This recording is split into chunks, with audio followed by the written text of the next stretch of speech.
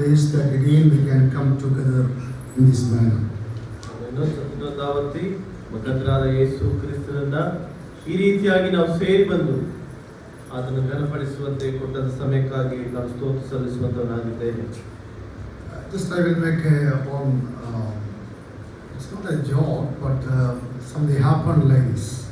ನಾನು ಒಂದು ವಿಷಯ ನಿಮಗೆ ಹೇಳ್ಬೇಕು ಅನ್ಕೊಂಡಿದ್ದೆ, ಅದು ಜೋಕ್ ಅಲ್ಲ, ಈ ರೀತಿ ಒಂದು ಕಾರ್ಯವು ನಡೆಯುತ್ತೆ ಎಂಬುದಾಗಿ. And this is, just I want to get all your attention to the message, therefore I am making this illustration. ನಾನು ಈ ವಿಷಯ ಯಾಕೆ ಹೇಳ್ತಿದ್ದೆ, ನಿಮ್ಮ ಗಮನವೆಲ್ಲ ವಾಕ್ಯದ ಕಡೆ ಇರಲಿ ಎಂಬುದಾಗಿ ಈ ವಿಷಯವನ್ನು ನಿಮಗೆ ಹೇಳ್ತಾ ಇದ್ದೇನೆ. One day there was a preacher and he was a very good preacher. ಒಬ್ಬ ಬೋಧಕರು ಅಂದ್ರೆ ಸೇವಕರು, ಅವರು ಬೋಧನೆ ಮಾಡುವುದು. And the assembly want him to come to their assembly for 3 days meeting. ಒಂದು ಸಭೆ ಇತ್ತು, ಅವರು ತುಂಬಾ ಭಯಗೊಳ್ಳವರಾಗಿದ್ರು. ಆ ಸೇವಕರು ಅಲ್ಲಿ ಹೋಗಿ ಬೋಧಿಸಬೇಕು, ವಾಕ್ಯ ಹೇಳ್ಬೇಕೆಂಬುದಾಗಿ. But this preacher, he doesn't want to go for that 3 days meeting and for preaching. ಈ ಸೇವಕನಿಗೆ ಅಲ್ಲಿ ಹೋಗೋದಕ್ಕೆ 3 ದಿನಗಳ ಕಾಲ ಇಷ್ಟವಿರಲಿಲ್ಲ. And but the assembly, they want him to be there for 3 days meeting. ಆದರೆ ಆ ಸಭೆಗೆ 3 ದಿನಗಳ ಕಾಲ ಅವರು ಇರಬೇಕೆಂಬುದಾಗಿ. And they came to him and they said that we want you to come for 3 days meeting. ಆ ಸಭೆಯಲ್ಲಿ ಇರುವಂತವರು ಹಿರಿಯರು ಬಂದು ಅವರಿಗೆ ಕೇಳಿಕೊಂಡ್ರು, ನೀವು 3 ದಿನ ನಮ್ಮ ಸಭೆ ಕೂಟಕ್ಕೆ ಬರಬೇಕೆಂಬುದಾಗಿ. But he said no, I don't want to come. ಅವರು ಹೇಳಿದ್ರು, ನನಗೆ ಬರೋದಕ್ಕೆ ಇಷ್ಟ ಇಲ್ಲ ಎಂಬುದಾಗಿ. And they forced and they insisted him, you have to come, we all like to hear your message. ಅವರೆಲ್ಲರೂ ತುಂಬಾ ಒತ್ತಾಯ ಮಾಡಿ, ಬಲವಂತ ಮಾಡಿ, ನೀವು ಬರಬೇಕು, ನಿಮ್ಮ ವಾಕ್ಯಗಳನ್ನು ನಾವು ಕೇಳಬೇಕೆಂಬುದಾಗಿ ಅವರು ಹೇಳ್ತಾ ಬಂದು ಸಭಿಕರು. Then he said, okay, I will come. ಸರಿ, ನಾನು ಬರ್ತೀನಿ ಎಂಬುದಾಗಿ ಅವರು ಒಪ್ಪಿಕೊಂಡ್ರು. But one thing is there, I will ask a question. If they are answering my question, then I will come. I will come and preach. ನನ್ನಲ್ಲಿ ಒಂದು ಪ್ರಶ್ನೆ ಇದೆ. ಈ ಪ್ರಶ್ನೆಗೆ ಅವರು ಉತ್ತರ ಕೊಟ್ಟಾಗ ಮಾತ್ರ ನಾನು ನಿಮ್ಮ ಸಭೆಗೆ ಬಂದು ವಾಕ್ಯ ಉಪದೇಶ ಮಾಡ್ತೀನಿ ಎಂಬುದಾಗಿ. So I will be asking a question the first day, so you have to give the answer, then I will preach. ನಾನು ನಿಮಗೆ ಪ್ರಶ್ನೆ ಕೇಳ್ತೀನಿ, ಆ ಪ್ರಶ್ನೆ ಕೇಳಿದಾಗ ಸಭಿಕರೆಲ್ಲರೂ ಉತ್ತರ ಕೊಡಬೇಕು. ಆದ ಮೇಲೆ ನಾನು ವಾಕ್ಯ ಬೋಧನೆ ಮಾಡೋದಕ್ಕೆ ಪ್ರಾರಂಭ ಮಾಡ್ತೀನಿ. All the people, they went back and they were praying for the meeting. ಅವರ ಒಂದು ಸಭೆಗಾಗಿ ಪ್ರಾರ್ಥನೆ ಮಾಡ್ತಾ ಬಂದ್ರು. And the date came for the 3 days meeting. ಆ 3 ದಿನಗಳ ಕಾಲ ನಿರ್ಣಯ ದಿನಗಳು ಬಂದು ಬಿಡ್ತು. The first day the preacher came. ಮೊದಲನೇ ದಿನ ಸೇವಕರು ಬಂದ್ರು. And all the people are very happy about that. ಅಲ್ಲಿರುವಂತ ಎಲ್ಲ ಜನರು ತುಂಬಾ ಸಂತೋಷ ಪಟ್ಟರು. And the prayer is done and songs are done and everything is done. ಪ್ರಾರ್ಥನೆ ಆಯ್ತು, ಎಲ್ಲರೂ ಹಾಡು ಹಾಡಿದ್ರು. And then now the time came for giving the message. ಈಗ ವರ್ತಮಾನ ವಾಕ್ಯ ಸಂದೇಶ ಕೊಡುವಂತ ಸಮಯ. And they call the preacher to come to the pulpit for preaching the word of God. ಅವರಿಗೆ ಸ್ಟೇಜ್ ಮೇಲೆ ಕರೆದ್ರು, ನೀವು ಬಂದು ವಾಕ್ಯವನ್ನು ಹೇಳ್ರಿ ಎಂಬುದಾಗಿ. And he came to the pulpit. ಅವರು ಪುಲ್ಪಿಟ್ ಹತ್ರ ಬಂದ್ರು. And he said to the audience that ಅವರು ಕೂತಿರುವಂತ ಜನರಿಗೆ ಹೀಗೆ ಹೇಳಿದ್ರು, I am going to ask a question. ನಾನು ನಿಮ್ಗೆ ಒಂದು ಪ್ರಶ್ನೆ ಕೇಳ್ತೀನಿ. If you are answering my question, I will preach. ನೀವು ನನ್ನ ಪ್ರಶ್ನೆಗೆ ಉತ್ತರ ಹೇಳಿದ್ರೆ ನಾನು ಮುಂದೆ ವಾಕ್ಯ ಬೋಧನೆಯನ್ನು ಮಾಡ್ತೀನಿ. Otherwise I will leave the place. ಇಲ್ಲಾಂದ್ರೆ ನಾನು ಈ ಸ್ಥಳವನ್ನು ಬಿಟ್ಟು ಹೋಗ್ತೇನೆ. And all the people are very happy and they said, okay, we are ready to answer the question. ಅಲ್ಲಿ ಕೂತಿರುವಂತ ಎಲ್ಲ ಜನರು ಹೇಳಿದ್ರು, ಸರಿ, ನಿಮ್ಮ ಪ್ರಶ್ನೆಗೆ ನಾವು ಉತ್ತರ ಹೇಳೋದಕ್ಕೆ ಸಿದ್ಧರಾಗಿದ್ದೇವೆ ಎಂಬುದಾಗಿ. And the preacher he has given the answer, given the question like this. ಅಲ್ಲಿರುವಂತ ಸುವಾರ್ತಿಕರು ಒಂದು ಪ್ರಶ್ನೆಯನ್ನು ಹೀಗೆ ಕೇಳಿದ್ರು. And he said, he asked, how many of you know that what subject I am going to preach today? ಅಲ್ಲಿರುವಂತ ಜನರಿಗೆ ಆ ಸೇವಕರು ಕೇಳಿದ್ರು, ಎಷ್ಟು ಜನಕ್ಕೆ ಗೊತ್ತು ನಾವು ಯಾವ ವಿಷಯವಾಗಿ ಮಾತಾಡ್ತಿದ್ದೇನೆ ಎಂಬುದಾಗಿ. All the audience were silent. ಎಲ್ಲ ಅಲ್ಲಿರುವಂತ ವಿಶ್ವಾಸಿಗಳು ಮೌನವಾಗಿದ್ರು. And they said, we don't know what you are going to preach. ಅವರು ಹೇಳಿದ್ರು, ನೀವೇನು ಹೇಳಕ್ಕೆ ಇದ್ದೀರಾ ನಮಗೆ ಗೊತ್ತಿಲ್ಲ ಎಂಬುದಾಗಿ. Because you did not say that what subject you are going to preach. ಯಾವ ವಿಷಯವಾಗಿ ಮಾತಾಡ್ತಿದ್ದೀರಾ ಎಂಬುದಾಗಿ ನಮಗೆ ತಿಳಿಸಿಲ್ಲ, ನಮಗೆ ಗೊತ್ತಿಲ್ಲ. All the people they said, no, we don't know what you are going to preach. ಅಲ್ಲಿರುವಂತವರೆಲ್ಲ ಹೇಳಿದ್ರು, ನೀವು ಏನು ಹೇಳ್ತಿದ್ದೀರಾ ನಮಗೆ ಗೊತ್ತಿಲ್ಲ ಎಂಬುದಾಗಿ. Then he said, ಮತ್ತೆ ಅವರು ಹೇಳಿದ್ರು, if you are not knowing what I am going to preach, ನೀವು ನಾನು ಏನು ಹೇಳೋದು ನಿಮ್ಗೆ ಗೊತ್ತಿಲ್ಲ ಅಂದ್ರೆ I am going. ನಾನು ಇಲ್ಲಿಂದ ಹೋಗ್ತಾ ಇದ್ದೀನಿ. And he left. ಅವರು ಹೊರಟು ಹೋದ್ರು. And all the audience, the believers, they were unhappy. ಅಲ್ಲಿರುವಂತ ಎಲ್ಲ ವಿಶ್ವಾಸಿಗಳು ಅಲ್ಲಿರುವಂತ ಎಲ್ಲರಿಗೂ ತುಂಬಾ ದುಃಖವಾಯಿತು. So that day somehow somebody came and preached and left the day. ಬೇರೆಯವರು ಬಂದು ಅಲ್ಲಿ ವಾಕ್ಯ ಹೇಳಿ ಅವರು ಹೋದ್ರು. And the second day came. ಎರಡನೇ ದಿನ ಬಂತು. And this audience, they knew that what the question is going to ask. ಇವಾಗ ಅಲ್ಲಿರುವಂತ ವಿಶ್ವಾಸಿಗಳು ಗೊತ್ತು ಇವರು ಏನು ಪ್ರಶ್ನೆ ಕೇಳ್ತಾರೆ ಎಂಬುದಾಗಿ. And all the people, they said themselves, if he is going to ask the same question, ಅವರು ಅದೇ ಪ್ರಶ್ನೆಯನ್ನ ಕೇಳಿದ್ರೆ ನಮಗೆ, what I am going to preach today, the same question. ನಾನು ಏನು ಇವತ್ತು ವಾಕ್ಯ ಸಂದೇಶ ಕೊಡ್ತೀನಿ ಎಂಬುದಾಗಿ ನೀವು And ಹೇಳಬೇಕಂದಾಗ all of them, they agreed together and they said that if the same question is going to come, we are going to say, yes, we know what the subject you are going to preach. ಅಲ್ಲಿರುವಂತ ಎಲ್ಲರೂ ಏನ್ ಹೇಳ್ಬೇಕು, ಸಭಿಕರೆಲ್ಲ ಹೀಗೆ ಮಾತಾಡ್ಕೊಂಡ್ರು. ಆ ಸೇವಕರು ಈ ರೀತಿ ಪ್ರಶ್ನೆ ಕೇಳಿದ್ರೆ ನಾವು ಹೀಗೆ ಈ ಉತ್ತರ ಹೇಳ್ಬೇಕು, ನಮಗೆ ಗೊತ್ತು ಎಂಬುದಾಗಿ. And the second day the preacher came to the pulpit. ಅವರು ಇರುವಂತ ಅದೇ ಸೇವಕರು ಪುಲ್ಪಿಟ್ ಮೇಲೆ ಬಂದ್ರು. And he said that I am going to ask the question. ನಾನು ನಿಮಗೆ ಒಂದು ಪ್ರಶ್ನೆ ಕೇಳ್ತೇನೆ. And they all are very silent and they were looking up. ಅವರೆಲ್ಲರೂ ಮೌನವಾಗಿ ಆ ಸೇವಕರ ಹತ್ರ ನೋಡ್ತಾ ಇದ್ರು. And he asked the question, do you know what subject I am going to preach today? ಅವರು ಕೇಳಿದ್ರು, ನಾನು ಯಾವ ವಿಷಯ ನಿಮಗೆ ಇವತ್ತು ಬೋಧನೆ ಮಾಡ್ತೇನೆ ಹೇಳ್ರಿ ಎಂಬುದಾಗಿ. And they all said, ಅವರೆಲ್ಲರೂ ಹೇಳಿದ್ರು, yes, we know what the subject you are going to preach. ನಮಗೆ ಯಾವ ವಿಷಯ ಹೇಳ್ತೀರೋ ನಮಗೆ ಚೆನ್ನಾಗಿ ಗೊತ್ತು ಎಂಬುದಾಗಿ ಹೇಳಿದ್ರು. If you know what I am going to preach, then I don't need to preach, I am going.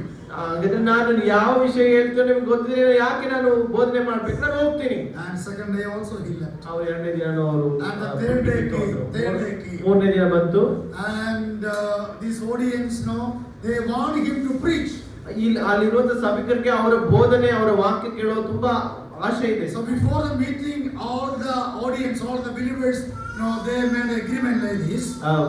ವಾಕ್ಯ ಪ್ರಾರಂಭವಾದ ಮುಂಚೆ ವಿಶ್ವಾಸಿಗಳೆಲ್ಲ ಹೀಗೆ ಅವರು ಒಪ್ಪಂದ ಮಾಡಿಕೊಂಡ್ರು. If the preacher is going to come and ask the same question, ಅಲ್ಲಿರುವಂತ ಸೇವಕರು ಮತ್ತೆ ಅದೇ ಪ್ರಶ್ನೆ ಕೇಳಿದ್ರೆ, all the ladies side they have to say, yes, we know. ಹೆಣ್ಣು ಮಕ್ಕಳ ಕಡೆ ಇರೋರು ಹೇಳ್ಬೇಕು ನಮಗೆ ಗೊತ್ತು ಎಂಬುದಾಗಿ. And the gent side they have to say, we do not know. ಗಂಡು ಮಕ್ಕಳು ಗಂಡಸರು ಏನ್ ಹೇಳ್ಬೇಕು ನಮಗೆ ಗೊತ್ತಿಲ್ಲ ಎಂಬುದಾಗಿ. In such a way they were sitting with agreement. ಅವರು ಆ ರೀತಿಯಾಗಿ ಒಪ್ಪಂದ ಮಾಡಿಕೊಂಡು ಅಲ್ಲಿರುವಂತ ವಿಶ್ವಾಸಿಗಳು ಕೂತ್ಕೊಂಡಿದ್ರು. The preacher came to the pulpit. ಮತ್ತೆ ಆ ಸೇವಕರು ಪುಲ್ಪಿಟ್ ಹತ್ರ ಬಂದ್ರು. And the preacher, he's the same question he asked them. ಮತ್ತೆ ಅದೇ ಸೇವಕರು ಮತ್ತೆ ಕೇಳಿದ್ರು, ಇವತ್ತು ನಾನು ಯಾವ ವಿಷಯವಾಗಿ ಹೇಳ್ತಿದ್ದೀನಿ ಎಂಬುದಾಗಿ ನಿಮಗೆ ಗೊತ್ತಾ ಎಂಬುದಾಗಿ. Do you know what subject I am going to preach? ನಾನು ಯಾವ ವಿಷಯ ಹೇಳ್ತೀನಿ ನಿಮಗೆ ಗೊತ್ತಾ ಎಂಬುದಾಗಿ. Or the lady side said, we know what subject you are going to preach. ಎಲ್ಲ ಸಹೋದರರು ಹೇಳಿದ್ರು ನಮಗೆ ಗೊತ್ತು ಎಂಬುದಾಗಿ. And the gent side they said, we don't know what you are going to preach. ಸಹೋದರ ಕಡೆ ಹೇಳಿದ್ರು ನಮಗೆ ಗೊತ್ತಿಲ್ಲ ಎಂಬುದಾಗಿ. And he said, ಅವ್ರು ಹೇಳಿದ್ರು, the people those who know, let them share what you know with the people those who are not knowing, and I am going. ಅವ್ರು ಏನ್ ಹೇಳಿದ್ರೆ, ಇವಾಗ ಸಹೋದರರಿಗೆ ಗೊತ್ತಿರುವಂತ ಸಹೋದರಿಗೆ ಹೇಳಿ, ಯಾಕಂದ್ರೆ ಅವ್ರು ಹೇಳಿದ್ರೆ ಸಾಕು ನಾನು ಇಲ್ಲಿಂದ ಹೊರಟೆ ಅಂತ ಹೊರಟೋದ್ರು. And the third day also he left. ಮೂರನೇ ದಿನ ಆಗಿ ಅವರು ಹೊರಟೋದ್ರು. So the preacher left. ಆದ್ರೆ ಸೇವಕರು ಹೊರಟೋದ್ರು. But I am not going to leave. ನಾನು ನಿಮ್ಮನ್ನ ಬಿಟ್ಟು ಹೋಗೋದಿಲ್ಲ. I want to be here. ನಾನು ಇಲ್ಲೇ ಇರ್ತೀನಿ. And we are going to, we are here to hear the word of God. ನಾವು ಇಲ್ಲಿ ಸೇರಿ ಬಂದಿರೋದು ದೇವರ ವಾಕ್ಯವನ್ನು ಕೇಳೋದಕ್ಕೆ. This morning we were talking about the spiritual growth. ನಾವು ಆತ್ಮೀಯ ಬೆಳವಣಿಗೆ ಬಗ್ಗೆ ಉದಯಕಾಲದಿಂದ ಧ್ಯಾನ ಮಾಡ್ತಾ Spiritual ಬಂದಿದ್ದೇವೆ. growth is one of the very important subject. ಆತ್ಮೀಯ ಬೆಳವಣಿಗೆ ನಮ್ಮ ಜೀವಿತದಲ್ಲಿ ತುಂಬಾ ಪ್ರಾಮುಖ್ಯವಾದ ಅದು ಮುಖ್ಯವಾದ ವಿಷಯವಾಗಿದೆ. And this is not a doctrinal aspect, this is a practical aspect that we ought to have in our lives. ಇದು ಸಿದ್ಧಾಂತ ಪರವಾದ ಬೋಧನೆ ಅಲ್ಲ, ಇದು ಅನುಭವ ಭರಿತ ಜೀವವುಳ್ಳ ಕ್ರಿಸ್ತಿಯ ಒಂದು ಜೀವಿತವಾಗಿದೆ. And if you are a Christian, you need to have a spiritual growth. ಒಬ್ಬ ಕ್ರೈಸ್ತನೆಂಬುದಾಗಿ ನಾವು ಹೇಳಲ್ಪಟ್ಟಾಗ ನಮ್ಮಲ್ಲಿ ಆತ್ಮೀಯ ಬೆಳವಣಿಗೆ ಕಾಣಬರಬೇಕು. As a child, the child grows. As a believer also need to have a growth. ಒಂದು ಮಗು ಹೇಗೆ ಅದು ದಿನೇ ದಿನೇ ಬೆಳೀತಾ ಬರುತ್ತೋ ಅದೇ ರೀತಿಯಲ್ಲಿ ಆತ್ಮಿಕವಾದ ಮನುಷ್ಯನು ಆತನು ದಿನೇ ದಿನೇ ಬೆಳಿಬೇಕಾಗಿದೆ. When a child born as a baby, he needs the milk in the beginning. ಮಗು ಒಂದು ಹುಟ್ಟಿದಾಗ ಪ್ರಾರಂಭದಲ್ಲಿ ಅದಕ್ಕೆ ಹಾಲಿನ ಅವಶ್ಯಕತೆ ಇರುತ್ತದೆ. And when the child is growing up, ಅದು ಹಾಗೆ ಬೆಳೀತಾ ಬಂದ ಹಾಗೆ, and he has to eat many other things for the physical strength. ಅದು ದಿನೇ ದಿನೇ ಕ್ರಮೇಣವಾಗಿ ಗಟ್ಟಿ ಪದಾರ್ಥಗಳನ್ನು ತಿನ್ನುತ್ತಾ ತನ್ನ ಶಾರೀರಿಕ ಬಲವಾಗಿ ಗಟ್ಟಿಯಾದ ಪದಾರ್ಥಗಳು ಅದಕ್ಕೆ The ಬೇಕಾಗುತ್ತೆ. word of God is the milk and also the food that we have to eat for the strength. ಈ ದೇವರ ವಾಕ್ಯವು ಅದು ನಮಗೆ ಅದು ಆಹಾರವಾಗಿದೆ, ಇದನ್ನು ನಾವು ತಿನ್ನಬೇಕಾಗಿದೆ.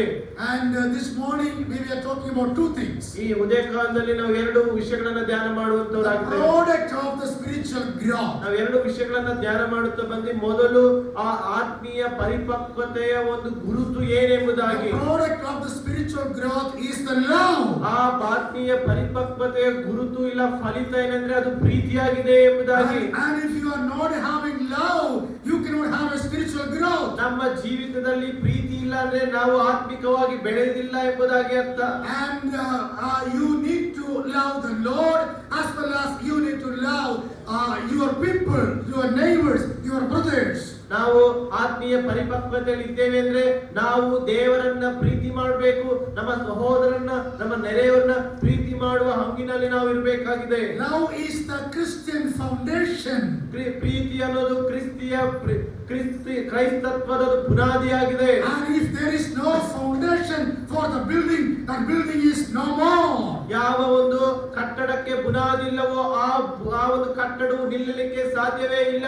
And if you are not having that love, the agape love, then we cannot live spiritual life. ನಮ್ಮಲ್ಲಿ ಆ ಅಗಾಪೆ ಆಳವಾದ ಪ್ರೀತಿ, ತ್ಯಾಗಪೂರ್ವಕವಾದ ಪ್ರೀತಿ ಇಲ್ಲ ಅಂದ್ರೆ ನಾವು ಕ್ರಿಸ್ತನಲ್ಲಿ ನಿಲ್ಲಲಿಕ್ಕೆ ಸಾಧ್ಯವೇ ಇಲ್ಲ. The word agape, it means sacrificial love that God has shown to all the human beings. ನಾವು ಈ ಅಗಾಪೆ ಪ್ರೀತಿ ಎಂಬುದಾಗಿ ನೋಡಬೇಕಾದ್ರೆ ಅದು ತ್ಯಾಗಪೂರ್ವಕವಾದಂತದ್ದು, ಅದು ಬರಿದು ಮಾಡಿಕೊಳ್ಳುವಂತ ಪ್ರೀತಿ. ಆ ಪ್ರೀತಿ ದೇವರು ನಮ್ಮ ಮೇಲೆ ತೋರಿಸಿದ್ದಾನೆ. More than 200 times the word agape, the word is used in the New Testament. 200ಕ್ಕಿಂತ ಹೆಚ್ಚಾಗಿ ಈ ಅಗಾಪೆ ಪ್ರೀತಿ ಬಗ್ಗೆ ಹೊಸ ಒಡಂಬಡಿಕೆಯಲ್ಲಿ ಬರೆಯಲ್ಪಟ್ಟಿದೆ. And you and I, we also need to have a agape love. ನಮ್ಮಲ್ಲಿಯೂ ಅದೇ ತ್ಯಾಗಪೂರ್ವಕವಾದಂತ ಅಗಾಪೆ ಪ್ರೀತಿ ಇರಬೇಕೆಂಬುದಾಗಿ ದೇವರು ಬಯಸುವಂತವನಾಗಿದ್ದಾನೆ. Sacrificially we have to love the Lord. ನಾವು ತ್ಯಾಗಪೂರ್ವಕವಾಗಿ ಕರ್ತನನ್ನ ಪ್ರೀತಿ ಮಾಡಬೇಕು. Loving means giving. We have to give ourselves into the hands of God. ಪ್ರೀತಿ ಅಂದ್ರೆ ನಮ್ಮನ್ನ ನಾವು ಕರ್ತನಿಗೆ ಕೊಡುವಂತದ್ದಾಗಿದೆ. The example of the agape love we see when we talk about Lord Jesus Christ. ಈ ಅಗಾಪೆ ಪ್ರೀತಿಯ ಕುರಿತಾಗಿ ಉದಾಹರಣೆ ನೋಡಬೇಕಾದ್ರೆ ನಮ್ಮ ಕರ್ತನಾದ ಯೇಸು ಕ್ರಿಸ್ತನನ್ನ ಉದಾಹರಣೆಯಾಗಿ ನೋಡಬಹುದು. We read in chapter 3:16 of John, God so loved the world. ಈ ಯೋಹಾನ ಬರೆದ ಸುವಾರ್ತೆ 3ನೇ ಅಧ್ಯಾಯ 16ನೇ ವಚನದಲ್ಲಿ ನಾವು ನೋಡ್ತೇವೆ, ದೇವರು ಲೋಕದ ಮೇಲೆ ಎಷ್ಟೋ ಪ್ರೀತಿಯನ್ನಿಟ್ಟು ಎಂಬುದಾಗಿ. The love which is explained there is the eternal love. ಅಲ್ಲಿ ಬರೆದಂತ ಪ್ರೀತಿಯು ಅದು ನಿತ್ಯವಾದ ಪ್ರೀತಿ ಎಂಬುದಾಗಿ ಆ ಪ್ರೀತಿ ಬಗ್ಗೆ ಅಲ್ಲಿ ಬರೆಯಲ್ಪಟ್ಟಿದೆ. We cannot explain and give a description about the love of God. We cannot explain. ಅಲ್ಲಿ ಇರುವಂತ ಪ್ರೀತಿ, ಆ ಪ್ರೀತಿಯನ್ನು ನಾವು ವ್ಯಕ್ತಪಡಿಸುವುದಕ್ಕೆ ತುಂಬಾ ಅಸಾಧ್ಯವಾದಂತ ಪ್ರೀತಿಯಾಗಿದೆ. God so loved the world. ಆ ಪ್ರೀತಿಯನ್ನು ನೋಡಬೇಕಾದ್ರೆ ಆತನು ಎಷ್ಟೋ ಪ್ರೀತಿ ಮಾಡಿದರೆ And ಎಂಬುದಾಗಿ. he sent his only begotten son. ಆತನು ತನ್ನ ಒಬ್ಬನೇ ಕುಮಾರನಾದ ಯೇಸು ಕ್ರಿಸ್ತನನ್ನ ಕೊಟ್ಟನು ಎಂಬುದಾಗಿ. Whosoever believeth in him should not perish but have everlasting life. ಯಾರು ಆತನನ್ನ ಅಂಗೀಕರಿಸಿರೋ ಅವರಿಗೆ ನಿತ್ಯ ಜೀವನ ಆತನು ಕೊಟ್ಟನು ಎಂಬುದಾಗಿ ನೋಡ್ತೇವೆ. For the spiritual growth, love is the our foundation. ಈ ಆತ್ಮೀಯ ಬೆಳವಣಿಗೆಗೆ ಬುನಾದಿ ಪ್ರೀತಿಯಾಗಿದೆ. And the second thing that we are discussing about the purpose of the spiritual growth. ಈ ಆತ್ಮೀಯ ಬೆಳವಣಿಗೆಯ ಉದ್ದೇಶ ಏನೆಂಬುದಾಗಿ ನಾವು ಎರಡನೇದಾಗಿ ಧ್ಯಾನ ಮಾಡ್ತಾ Why ಬಂದಿದ್ದೇವೆ. we need to have a spiritual growth? ಯಾಕೆ ನಮ್ಮ ಜೀವಿತದಲ್ಲಿ ಆತ್ಮಿಕವಾಗಿ ನಾವು ಬೆಳಿಬೇಕು? Why should I grow spiritually? ಯಾಕೆ ನಾನು ಆತ್ಮಿಕವಾಗಿ ಬೆಳಿಬೇಕು? Oh, salvation is enough. ಆ ರಕ್ಷಣೆ ಹೊಂದಿದ್ವಲ್ಲ ಸಾಕು. Why should I grow spiritually? ಯಾಕೆ ನಾವು ಆತ್ಮಿಕವಾಗಿ ಬೆಳಿಬೇಕು? See, this is the purpose that God has given to us there. ಇದು ದೇವರ ಉದ್ದೇಶ, ದೇವರು ನಮಗೆ ಕೊಟ್ಟಿರುವಂತದ್ದಾಗಿದೆ. Otherwise, what is when we study about the purpose of the spiritual growth, ನಾವು ಈ ಆತ್ಮೀಯ ಬೆಳವಣಿಗೆ ಬಗ್ಗೆ ಮಾತಾಡೋದಾದ್ರೆ we have to be usable in the hands of God. That is the purpose. ಈ ಆತ್ಮೀಯ ಬೆಳವಣಿಗೆಯ ಉದ್ದೇಶ ಏನಂದ್ರೆ ನಾವು ದೇವರ ಕೈಯಲ್ಲಿ ಉಪಯುಕ್ತ ಸಾಧನಗಳಾಗಿ ಉಪಯೋಗಿಸಲ್ಪಡಬೇಕು. ಅದೇ ಕರ್ತನ ಉದ್ದೇಶ ನಮ್ಮ ಜೀವಿತದಲ್ಲಿ ಆಗಿದೆ. If I buy something, I want to use it. ನಾವು ಏನಾದ್ರೂ ಕೊಂಡುಕೊಂಡ್ರೆ ಅದನ್ನ ಉಪಯೋಗಿಸಬೇಕು. And for the usable things, I am buying that one. I brought, and I am using it. ನಾವು ಕೇವಲ ಉಪಯುಕ್ತ ವಸ್ತುಗಳನ್ನ ಮಾತ್ರವೇ ಕೊಂಡುಕೊಳ್ತೇವೆ. And our Lord, He has shed His blood for you and I. ದೇವರು ನಿನ್ನನ್ನ ಯಾಕೆ ಪ್ರೀತಿ ಮಾಡ್ದ, ಯಾಕೆ ತನ್ನ ರಕ್ತವನ್ನು ಸುರಿಸಿದ್ರ ಅಂದ್ರೆ, and we are brought to the presence of God because of His death. ಆತನ ಒಂದು ಸಮ್ಮುಖದಲ್ಲಿ ಯಾಕೆ ದೇವರು ನಮ್ಮನ್ನ ತೆಗೆದುಕೊಂಡು ಬಂದಿದ್ದಾನೆ ಅಂದ್ರೆ ತನ್ನ ರಕ್ತದ ಮುಖಾಂತರ ಯಾಕೆ ಕೊಂಡುಕೊಂಡು ಬಂದನಂದ್ರೆ, and Jesus, He has Himself given His body for you and I. ನಾವು ಉಪಯುಕ್ತವಾಗಿ ಇರಬೇಕೆಂಬುದಾಗಿ ತನ್ನ ದೇಹವನ್ನೇ ತಾನು Calvary ಶಿಲುಬೆಯಲ್ಲಿ ಒಪ್ಪಿಸಿಕೊಟ್ಟನು. We are brought by the blood of Jesus Christ. ನಾವು ಕಲ್ವಾರಿ ಶಿಲುಬೆಯಲ್ಲಿ ಸುರಿಸಿದ ರಕ್ತದಿಂದ ಕೊಂಡುಕೊಳ್ಳಲ್ಪಟ್ಟಂತವರು. And now we are the children of God. ನಾವು ಈಗ ದೇವರ ಮಕ್ಕಳಾಗಿದ್ದೇವೆ. Why we are the children of God? ಯಾಕೆ ನಾವು ದೇವರ ಮಕ್ಕಳಾಗಿದ್ದೇವೆ? God wants you and I to be useful by Him. ನಾವು ನೀನು ದೇವರ ಸೇವೆಗಾಗಿ, ದೇವರ ಪ್ರಯೋಜನಕ್ಕಾಗಿ ಉಪಯುಕ್ತವಾಗಿರ್ಬೇಕೆಂಬುದಾಗಿ ತನ್ನ ಮಕ್ಕಳನ್ನಾಗಿ ಮಾಡಿದ್ದಾನೆ. Useful in the sense, used by Him means we have to be, doing the things for the glory of God. ಉಪಯುಕ್ತ ಅಂದ್ರೆ ಕರ್ತನ ಸೇವೆಗಾಗಿ ಕೆಲಸವನ್ನ ಮಾಡುವಂತದ್ದಾಗಿದೆ. It is our responsibility to do the mission of God. ನಿನ್ನ ಜವಾಬ್ದಾರಿ ಏನಾಗಿದೆ? ದೇವರ ಉದ್ದೇಶವನ್ನು ನೆರವೇರಿಸುವಂತದ್ದಾಗಿದೆ. It is our responsibility to share gospel. ನಿನ್ನ ಒಂದು ಗುರಿ ಏನಾಗಿರ್ಬೇಕಂದ್ರೆ ಆ ಕರ್ತನ ಉದ್ದೇಶವನ್ನ, ಸುವಾರ್ತೆಯನ್ನ ಸಾರುವಂತದ್ದಾಗಿರ್ಬೇಕು. And Jesus said, you go and make disciples. ದೇವರು ಹೇಳಿದ್ರು ನೀವು ಹೊರಟು ಹೋಗಿ ಶಿಷ್ಯರನ್ನಾಗಿ ಮಾಡ್ರಿ ಎಂಬುದಾಗಿ. And preach the word of God to the uttermost part of this world. ಲೋಕದ ಕಟ್ಟಕಡೆಯವರೆಗೂ ಹೋಗಿ ನನ್ನ ಸುವಾರ್ತೆಯನ್ನು ಸಾರಿರಿ ಎಂಬುದಾಗಿ ಹೇಳಿದರು. If they have believed, give them baptism in the name of the Father, Son and Holy Spirit. ಅವರು ನಂಬಿದಂತವರಿಗೆ ತಂದೆ, ಮಗ, ಕುಮಾರನ ಹೆಸರಿನಲ್ಲಿ ನೀವು ದೀಕ್ಷಾಸ್ನಾನ ಕೊಡ್ರಿ ಎಂಬುದಾಗಿ. And I am with you always at the end of this world. ನಾನು ಸದಾ ಕಾಲ ನಿಮ್ಮೊಟ್ಟಿಗೆ ಇರುತ್ತೇನೆ ಎಂಬುದಾಗಿ ಆತನು ವಾಗ್ದಾನ ಮಾಡಿದನು. That is the responsibility that we have in our lives. ಅದೇ ಜವಾಬ್ದಾರಿ ದೇವರು ನಮ್ಮ ಜೀವಿತಗಳಲ್ಲಿ ನಮಗೆ ಕೊಟ್ಟಿದ್ದಾನೆ. As we are the church means not a building. ನಾವು ಸಭೆ, ಈ ಒಂದು ಚರ್ಚ್ ಎಂಬುದಾಗಿ ನೋಡಿದ್ರೆ ಈ ಕಟ್ಟಡವಲ್ಲ. Most of the time people think that church means building. ಅನೇಕರು ಅನ್ಕೊಳ್ತಾರೆ ಚರ್ಚ್ ಅಂದ್ರೆ ಈ ಒಂದು ಕಟ್ಟಡ ಎಂಬುದಾಗಿ. Church, ecclesia means called out people. ಈ ಚರ್ಚ್ ಅಂದ್ರೆ ಎಕ್ಲೀಶಿಯಾ ಅಂದ್ರೆ ಕರೆಯಲ್ಪಟ್ಟವರು ಎಂಬುದಾಗಿ. The people those who are belongs to the Lord. ನಾವು ದೇವರಿಗಾಗಿ ಕರೆಯಲ್ಪಟ್ಟವರು, ದೇವರಿಗಾಗಿ ಸಂಬಂಧಪಟ್ಟವರು ಎಂಬುದಾಗಿ. The building is not the church. ಈ ಕಟ್ಟಡವು ಚರ್ಚ್ ಅಲ್ಲ, but we are the church. ಇಲ್ಲಿ ಸೇರಿ ಬಂದಿರುವಂತ ನಾವುಗಳೇ ಆ ಸಭೆ ಚರ್ಚ್ ಆಗಿದ್ದೇವೆ. And if you are a believer, ನಾವು ದೇವರ ಮಕ್ಕಳಾಗಿದ್ರೆ, if you are a saved person, ನಾವು ರಕ್ಷಣೆ ಹೊಂದಿದ್ರೆ, and we are the church, ನಾವೇ ಆ ಸಭೆ, ಆ ಚರ್ಚ್ ಆಗಿದ್ದೇವೆ. The Old Testament, ಇನ್ನು ಹಳೆ ಒಡಂಬಡಿಕೆಯಲ್ಲಿ there we could see temple. ಅಲ್ಲಿ ನಾವು ದೇವಾಲಯವನ್ನು ನೋಡುವಂತವರಾಗಿದ್ದೇವೆ. Yes, we read about the Jerusalem temple. ಅಲ್ಲಿ ಯೆರೂಸಲೇಮಿನ ದೇವಾಲಯದ ಕುರಿತಾಗಿ ನಾವು ನೋಡ್ತೇವೆ. In the beginning they were, they had a tabernacle. ಅದಕ್ಕಿಂತ ಮುಂಚೆ ದೇವದರ್ಶನ ಗುಡಾರವಿತ್ತು ಎಂಬುದಾಗಿ ನಾವು ನೋಡ್ತೇವೆ. And the purpose of tabernacle was God wants to be with them. ಆ ದೇವದರ್ಶನ ಗುಡಾರದ ಉದ್ದೇಶ ಅಂದ್ರೆ ದೇವರು ಇಸ್ರಾಯೇಲರೊಟ್ಟಿಗೆ ಇರಬೇಕೆಂಬುದಾಗಿ ಆ ದೇವದರ್ಶನ ಗುಡಾರವನ್ನು ಮಾಡಿದನು. And when the Israel people were just moving out, they used to have the tabernacle with them. ಈ ಇಸ್ರಾಯೇಲರು ಪ್ರಯಾಣ ಮಾಡಬೇಕಾದ್ರೆ ಅಲ್ಲಲ್ಲಿ ಅವರು ದೇವದರ್ಶನ ಗುಡಾರಗಳನ್ನು ಹಾಕಿಕೊಂಡು ಅವರು ಇರ್ತಾ ಇದ್ರು. And later we know that King Solomon, he made Jerusalem temple. ಅದಾದ ನಂತರ ಸೊಲೊಮೋನನು ದೇವಾಲಯವನ್ನು ಕಟ್ಟಿದನೆಂಬುದಾಗಿ ನಾವು ನೋಡ್ತೇವೆ. And from all over the world, especially Jewish people, they used to come there and worship the Lord. ಎಲ್ಲ ಪ್ರಪಂಚದಾದ್ಯಂತ ಇರುವಂತ ಯೆಹೂದ್ಯರು ಆ ಯೆರೂಸಲೇಮಿನಲ್ಲಿ ಇರುವಂತ ದೇವಾಲಯಕ್ಕೆ ಹೋಗಿ ಅಲ್ಲಿ ಕರ್ತನನ್ನು ಆರಾಧಿಸುವಂತವರಾಗಿದ್ದರು. The purpose of temple was to come there and worship the Lord. ಆ ದೇವಾಲಯದ ಉದ್ದೇಶ ಏನಂದ್ರೆ ಎಲ್ಲಾ ದೇವರ ನಂಬಿದಂತ ಯೆಹೂದ್ಯರು ಅವರು ಕರ್ತನನ್ನು ಆರಾಧಿಸುವ ಒಂದು ಉದ್ದೇಶ ಆ ದೇವಾಲಯವಾಗಿತ್ತು. Maybe at the end of the Old Testament we know that through the Nebuchadnezzar, the Jerusalem was Jerusalem temple was collapsed. ನಾವು ಹಳೆ ಒಡಂಬಡಿಕೆ ಕೊನೆ ಭಾಗದಲ್ಲಿ ನೋಡ್ತೇವೆ ಈ ನೆಬೂಕದ್ನೆಚ್ಚರನ ಮುಖಾಂತರ ಈ ದೇವಾಲಯವು ಅದು ಒಡೆಯಲ್ಪಡ್ತು ಎಂಬುದಾಗಿ. And later Zerubbabel, Nehemiah, Ezra, and because of their work again they rebuilt the temple.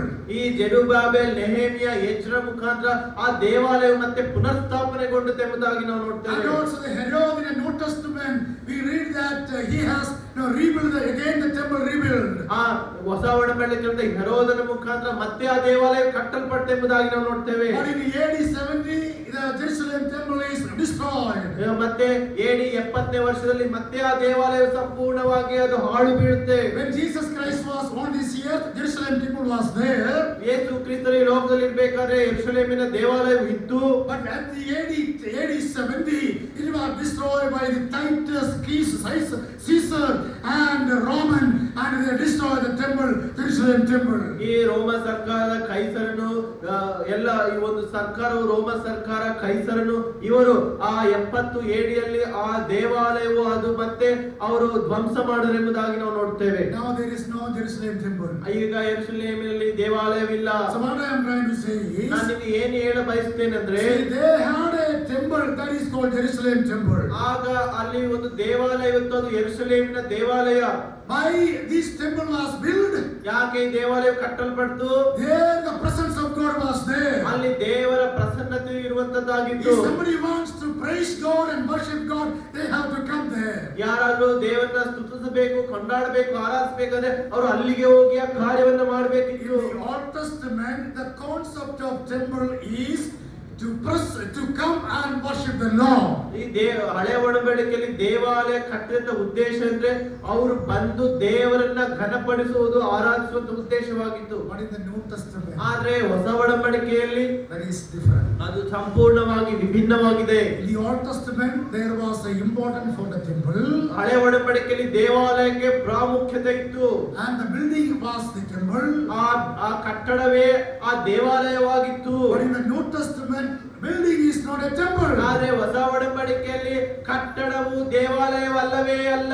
And you and I, we are the temple. ಆದ್ರೆ ದೇವರು ನನ್ನನ್ನೇ ನಿನ್ನನ್ನೇ ಆ ದೇವಾಲಯವಾಗಿ ಅದನ್ನು ನಿರ್ಮಿಸಿದ್ದಾನೆ. We read in the Corinthians that don't you know that you are the temple of God. ನಾವು ಕೊರಿಂಥಿ ಪತ್ರಿಕೆಯಲ್ಲಿ ನೋಡ್ತೇವೆ, ನಿಮಗೆ ಗೊತ್ತಿಲ್ಲೋ ನೀವೇ ಆ ದೇವಾಲಯವಾಗಿದ್ದೀರಿ ಎಂಬುದಾಗಿ. You and I inside we have the Spirit of God. ನಮ್ಮಲ್ಲಿಯೇ ಆ ಪರಿಶುದ್ಧಾತ್ಮ ದೇವರು ನಮ್ಮಲ್ಲಿ ವಾಸವಾಗಿದ್ದಾನೆ. So we are the temple of God. ನಾವೇ ಆ ದೇವರ ಆಲಯವಾಗಿದ್ದೇವೆ. Temples are coming together. ಈ ದೇವಾಲಯಗಳು ಸೇರಿ ಬರುವಂತದ್ದನ್ನು ನಾವು ನೋಡ್ತೇವೆ. The Old Testament, ಹಳೆ ಒಡಂಬಡಿಕೆಯಲ್ಲಿ people they used to go to the temple. ಜನರು ದೇವಾಲಯಕ್ಕೆ ಹೋಗುತ್ತಾ ಇದ್ರು. In the New Testament, ಹೊಸ ಒಡಂಬಡಿಕೆಯಲ್ಲಿ we temples are coming together.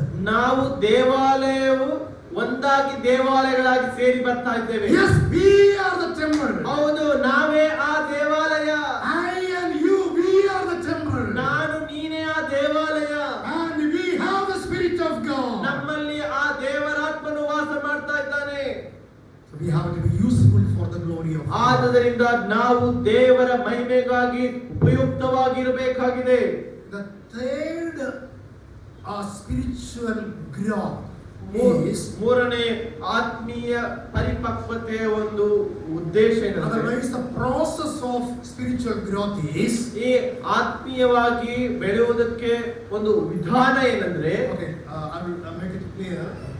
Number one, the product of spiritual growth. ನಾವು ಮೊದಲನೇದಾಗಿ ಏನ್ ಕಲಿತಾ ಬಂದ್ರೆ ಆತ್ಮೀಯವಾದ ಬೆಳವಣಿಗೆಯ ಫಲಿತ ಇಲ್ಲ ಗುರುತು ನಾವು ಕಲಿತಾ ಬಂದ್ವಿ. And second one, we could understand the purpose of the spiritual growth. ಎರಡನೇದಾಗಿ ಆತ್ಮೀಯವಾಗಿ ಬೆಳೆಯುವ ಉದ್ದೇಶ ಕಲಿತಾ ಬಂದ್ವಿ. And now this session we are going to see the process of spiritual growth. ನಾವು ಆತ್ಮಿಕವಾಗಿ ಬೆಳೆಯುವ ಒಂದು ವಿಧಾನ ಹೇಗೆ ಎಂಬುದಾಗಿ ನಾವು ಕಲಿತಾ What is the ಬಂದ್ವಿ. process of the spiritual growth? ಯಾವುದು ಆ ಒಂದು ವಿಧಾನ ಆತ್ಮಿಕವಾಗಿ ಬೆಳೆಯುವಂತದ್ದು? How we can be the spiritually, how we can have a spiritual growth in our life. ಹೇಗೆ ನಮ್ಮ ಜೀವಿತದಲ್ಲಿ ಆತ್ಮಿಕವಾಗಿ ನಾವು ಬೆಳಿಬಹುದು? Please turn your Bibles to the 2 Timothy. ನಾವು ಎರಡನೇ ತಿಮೋತಿಯವರಿಗೆ ಬರೆದ ಪತ್ರಿಕೆ And chapter 3 ಮೂರನೇ ಅಧ್ಯಾಯ and verses 16 and 17. 2 ತಿಮೋತಿ 3वां अध्याय 16वां वचन 16 and 17. ದೈವ ಪ್ರೇರಿತವಾದ ಪ್ರತಿಯೊಂದು ಶಾಸ್ತ್ರವು ಉಪದೇಶಕ್ಕೂ ಖಂಡನೆಗೂ ತಿದ್ದುಪಾಟಿಗೂ ನೀತಿ ಶಿಕ್ಷೆಗೂ ಉಪಯುಕ್ತವಾಗಿದೆ. ಆದುದರಿಂದ ದೇವರ ಮನುಷ್ಯನು ಪ್ರವೀಣನಾಗಿ ಸಕಲ ಸತ್ಕಾರ್ಯಕ್ಕೆ ಸನ್ನದ್ಧನಾಗುವನು. See, there we read about the scripture. ಇಲ್ಲಿ ನಾವು ದೇವರ ವಾಕ್ಯದ ಕುರಿತಾಗಿ ಇಲ್ಲಿ ನಾವು ನೋಡ್ತಾ ಇದ್ದೇವೆ. And the scripture or the word of God. ಇಲ್ಲಿ ದೇವರ ವಾಕ್ಯ ಎಂಬುದಾಗಿ ನಾವು ನೋಡ್ತಾ ಇದ್ದೇವೆ. And the word of God is inspired word of God. ಇಲ್ಲಿ ದೇವರ ಪ್ರೇರಿತವಾದ ವಾಕ್ಯ ಎಂಬುದಾಗಿ ನಾವು What is ನೋಡ್ತಾ the ಇದ್ದೇವೆ. process of spiritual growth? ಏನು ಆತ್ಮಿಕವಾಗಿ ಬೆಳೆಯುವಂತ ವಿಧಾನ ಯಾವುದು? How can we, you and I, become the spiritual growth, spiritually growth? ನಾವು ಹೇಗೆ ಆತ್ಮಿಕವಾಗಿ ಬೆಳೆಯಬಹುದು? Only through the word of the Lord.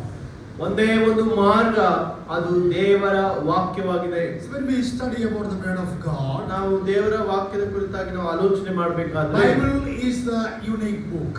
ನಾವು ದೇವರ ವಾಕ್ಯವು ಅದು ಪ್ರತ್ಯೇಕವಾಗಿ ಇರುವಂತ ವಿಭಿನ್ನವಾದ ಒಂದೇ ಒಂದು And ಪುಸ್ತಕವಾಗಿದೆ. Bible is the foundation of the Christianity.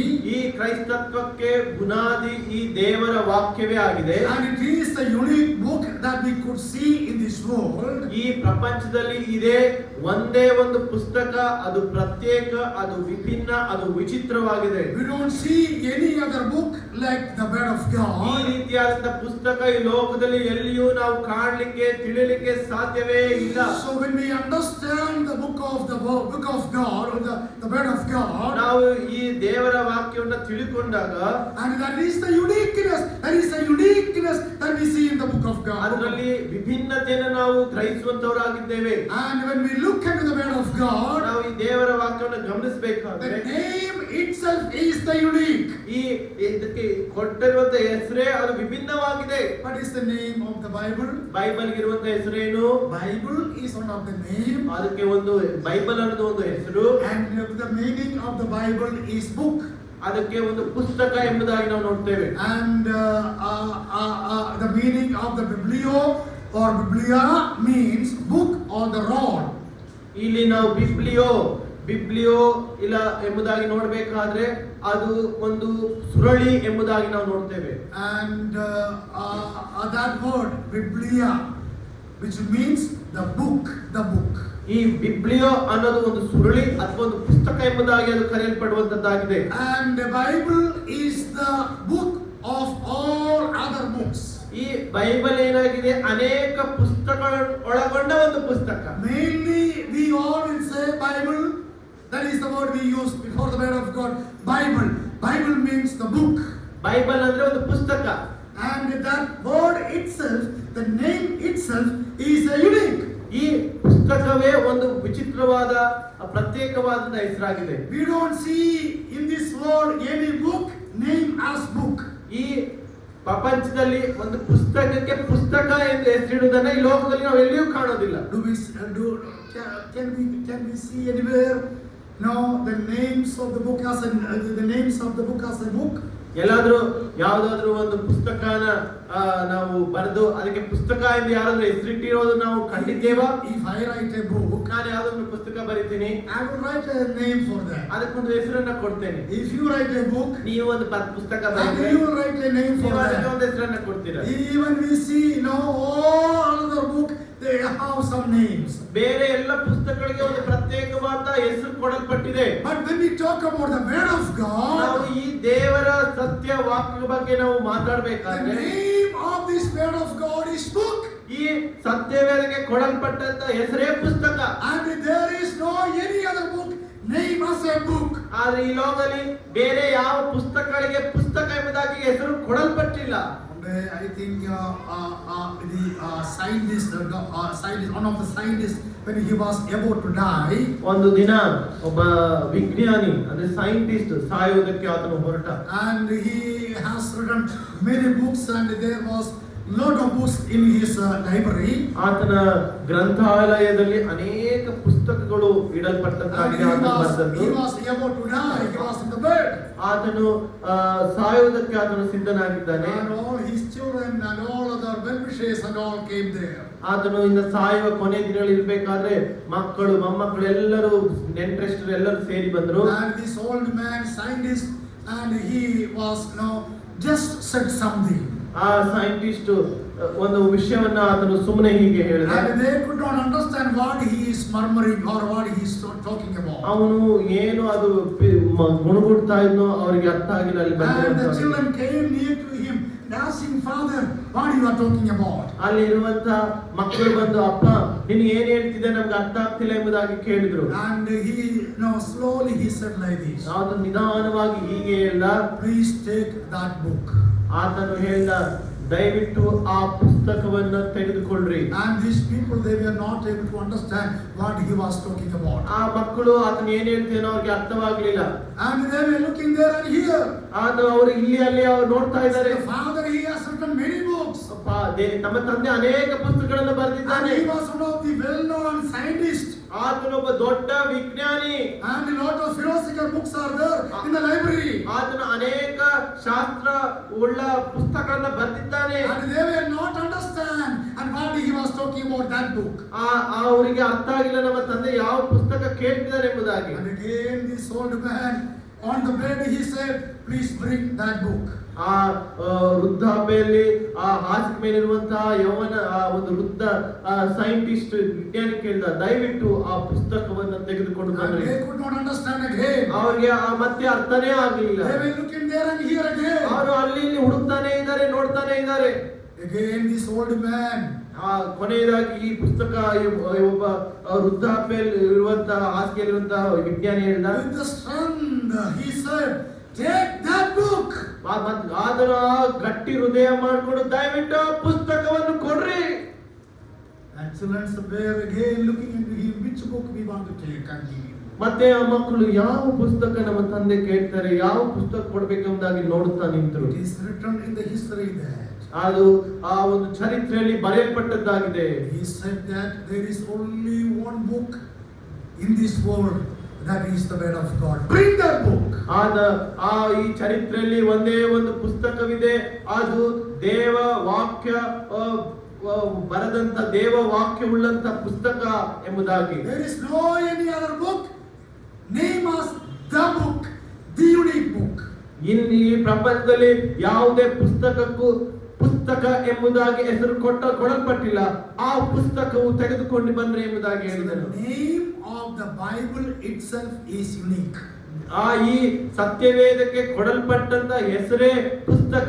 ಅದೇ ವಿಭಿನ್ನ, ಅದೇ ವಿಚಿತ್ರ, ಅದೇ ಪ್ರತ್ಯೇಕವಾಗಿದೆ. When I was trying to study about the names of the Bible, ನಾನು ಈ ಬೈಬಲ್ ಇರುವಂತಹ ಹೆಸರುಗಳ ಬಗ್ಗೆ ಧ್ಯಾನ ಮಾಡಬೇಕಾದ್ರೆ, and I could see around 16 names given for the word of God. ಈ ಒಂದು ದೇವರ ವಾಕ್ಯಕ್ಕೆ 16 ಹೆಸರುಗಳು ಕೊಡಲ್ಪಟ್ಟಿದೆ. And these names are given for the word of God in different places in the New Testament and the Old Testament. ಈ ಸತ್ಯವೇದಕ್ಕೆ ಹಳೆ ಒಡಂಬಡಿಕೆಯಲ್ಲಿ ಹೊಸ ಒಡಂಬಡಿಕೆಯಲ್ಲಿ ಬೇರೆ ಬೇರೆ ಸ್ಥಳಗಳಲ್ಲಿ 16 ಹೆಸರುಗಳು ಕೊಡಲ್ಪಟ್ಟಿದೆ. And it's better if you can take out one by one and read. If you will, that will help us to understand the uniqueness of these Bible. ನಾವು ಒಂದೊಂದು ಅಧ್ಯಾಯಗಳನ್ನ ನಾವು ಓದ್ತಾ ವಚನಗಳ ಓದ್ತಾ ಬಂದಾಗ ಈ ಸತ್ಯವೇದದ ಒಂದು ವಿಭಿನ್ನತೆ ನಮಗೆ ಅಲ್ಲಿ ಕಾಣಬರುವಂತದ್ದಾಗಿದೆ. Revelation chapter 22 and verse number 18. ಪ್ರಕಟಣೆ ಗ್ರಂಥ 22ನೇ ಅಧ್ಯಾಯ 18ನೇ ವಚನದಲ್ಲಿ ನಾವು ಹೀಗೆ ಓದ್ತೇವೆ. And there we read book. ಇಲ್ಲಿ ನಾವು ನೋಡ್ತೇವೆ ಪುಸ್ತಕ ಎಂಬುದಾಗಿ. See the name of the Bible given there as the book. ಇಲ್ಲಿ ಈ ಸತ್ಯವೇದಕ್ಕೆ ಕೊಡಲ್ಪಟ್ಟಂತ ಹೆಸರು ಈ ಪುಸ್ತಕದ ಪ್ರವಾದನ ವಾಕ್ಯಗಳು ಎಂಬುದಾಗಿ. ಪುಸ್ತಕ. So number 1 book. ಮೊದಲನೇದಾಗಿ ಪುಸ್ತಕ. Book of Psalms number 40 verse number 7. Psalm number 40 verse number 7. ಕೀರ್ತನೆಗಳು 40 14 7 40 47. ಕೀರ್ತನೆ ಗ್ರಂಥ There we read another name of the Bible. ಇನ್ನೊಂದು ಹೆಸರಲ್ಲಿ ನಾವು ನೋಡ್ತೇವೆ, ಆಗ ನಾನು ಇಗೋ ಇದ್ದೇನೆ, ನನ್ನ ಕರ್ತವ್ಯವು ಗ್ರಂಥದ ಸುರುಳಿಯಲ್ಲಿ ಬರೆದದೆ.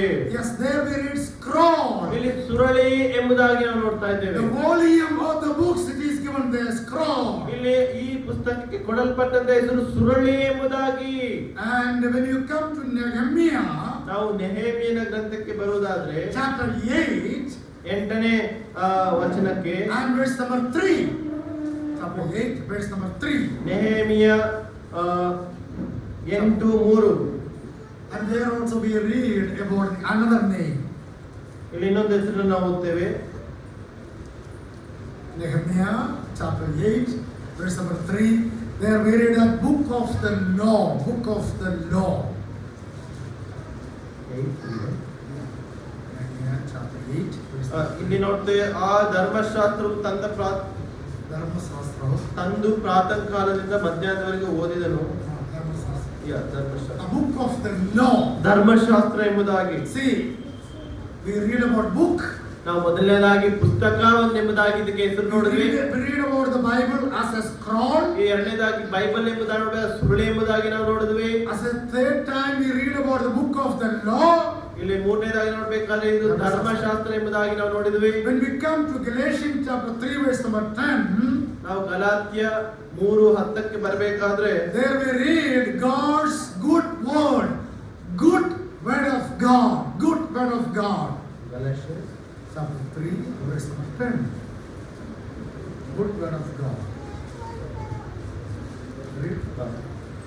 ನೇಮನಿಷ್ಠೆಗಳನ್ನು ಆಧಾರ ಮಾಡಿಕೊಂಡು ಶಾಪಾಧೀನರಾಗಿದ್ದಾರೆ. ಹೇಗೆಂದ್ರೆ ಧರ್ಮ ಗ್ರಂಥದೊಳಗೆ ಬರೆದಿರುವುಗಳೆಲ್ಲವೂ ನಿತ್ಯಕ್ಕೂ ಕೈಕೊಳ್ಳದ ಪ್ರತಿಯೊಬ್ಬರು ಶಾಪಗ್ರಸ್ತ ಎಂದು ಶಾಸ್ತ್ರದಲ್ಲಿ ಬರೆದಿದ್ದಾರೆ. Okay, good word of God. In English, it is a good word of God is given there. ಇದು ಒಳ್ಳೆಯ ಒಂದು ವಾಕ್ಯ. In Malayalam, ದೈವത്തിന്റെ നല്ല ವಚನ.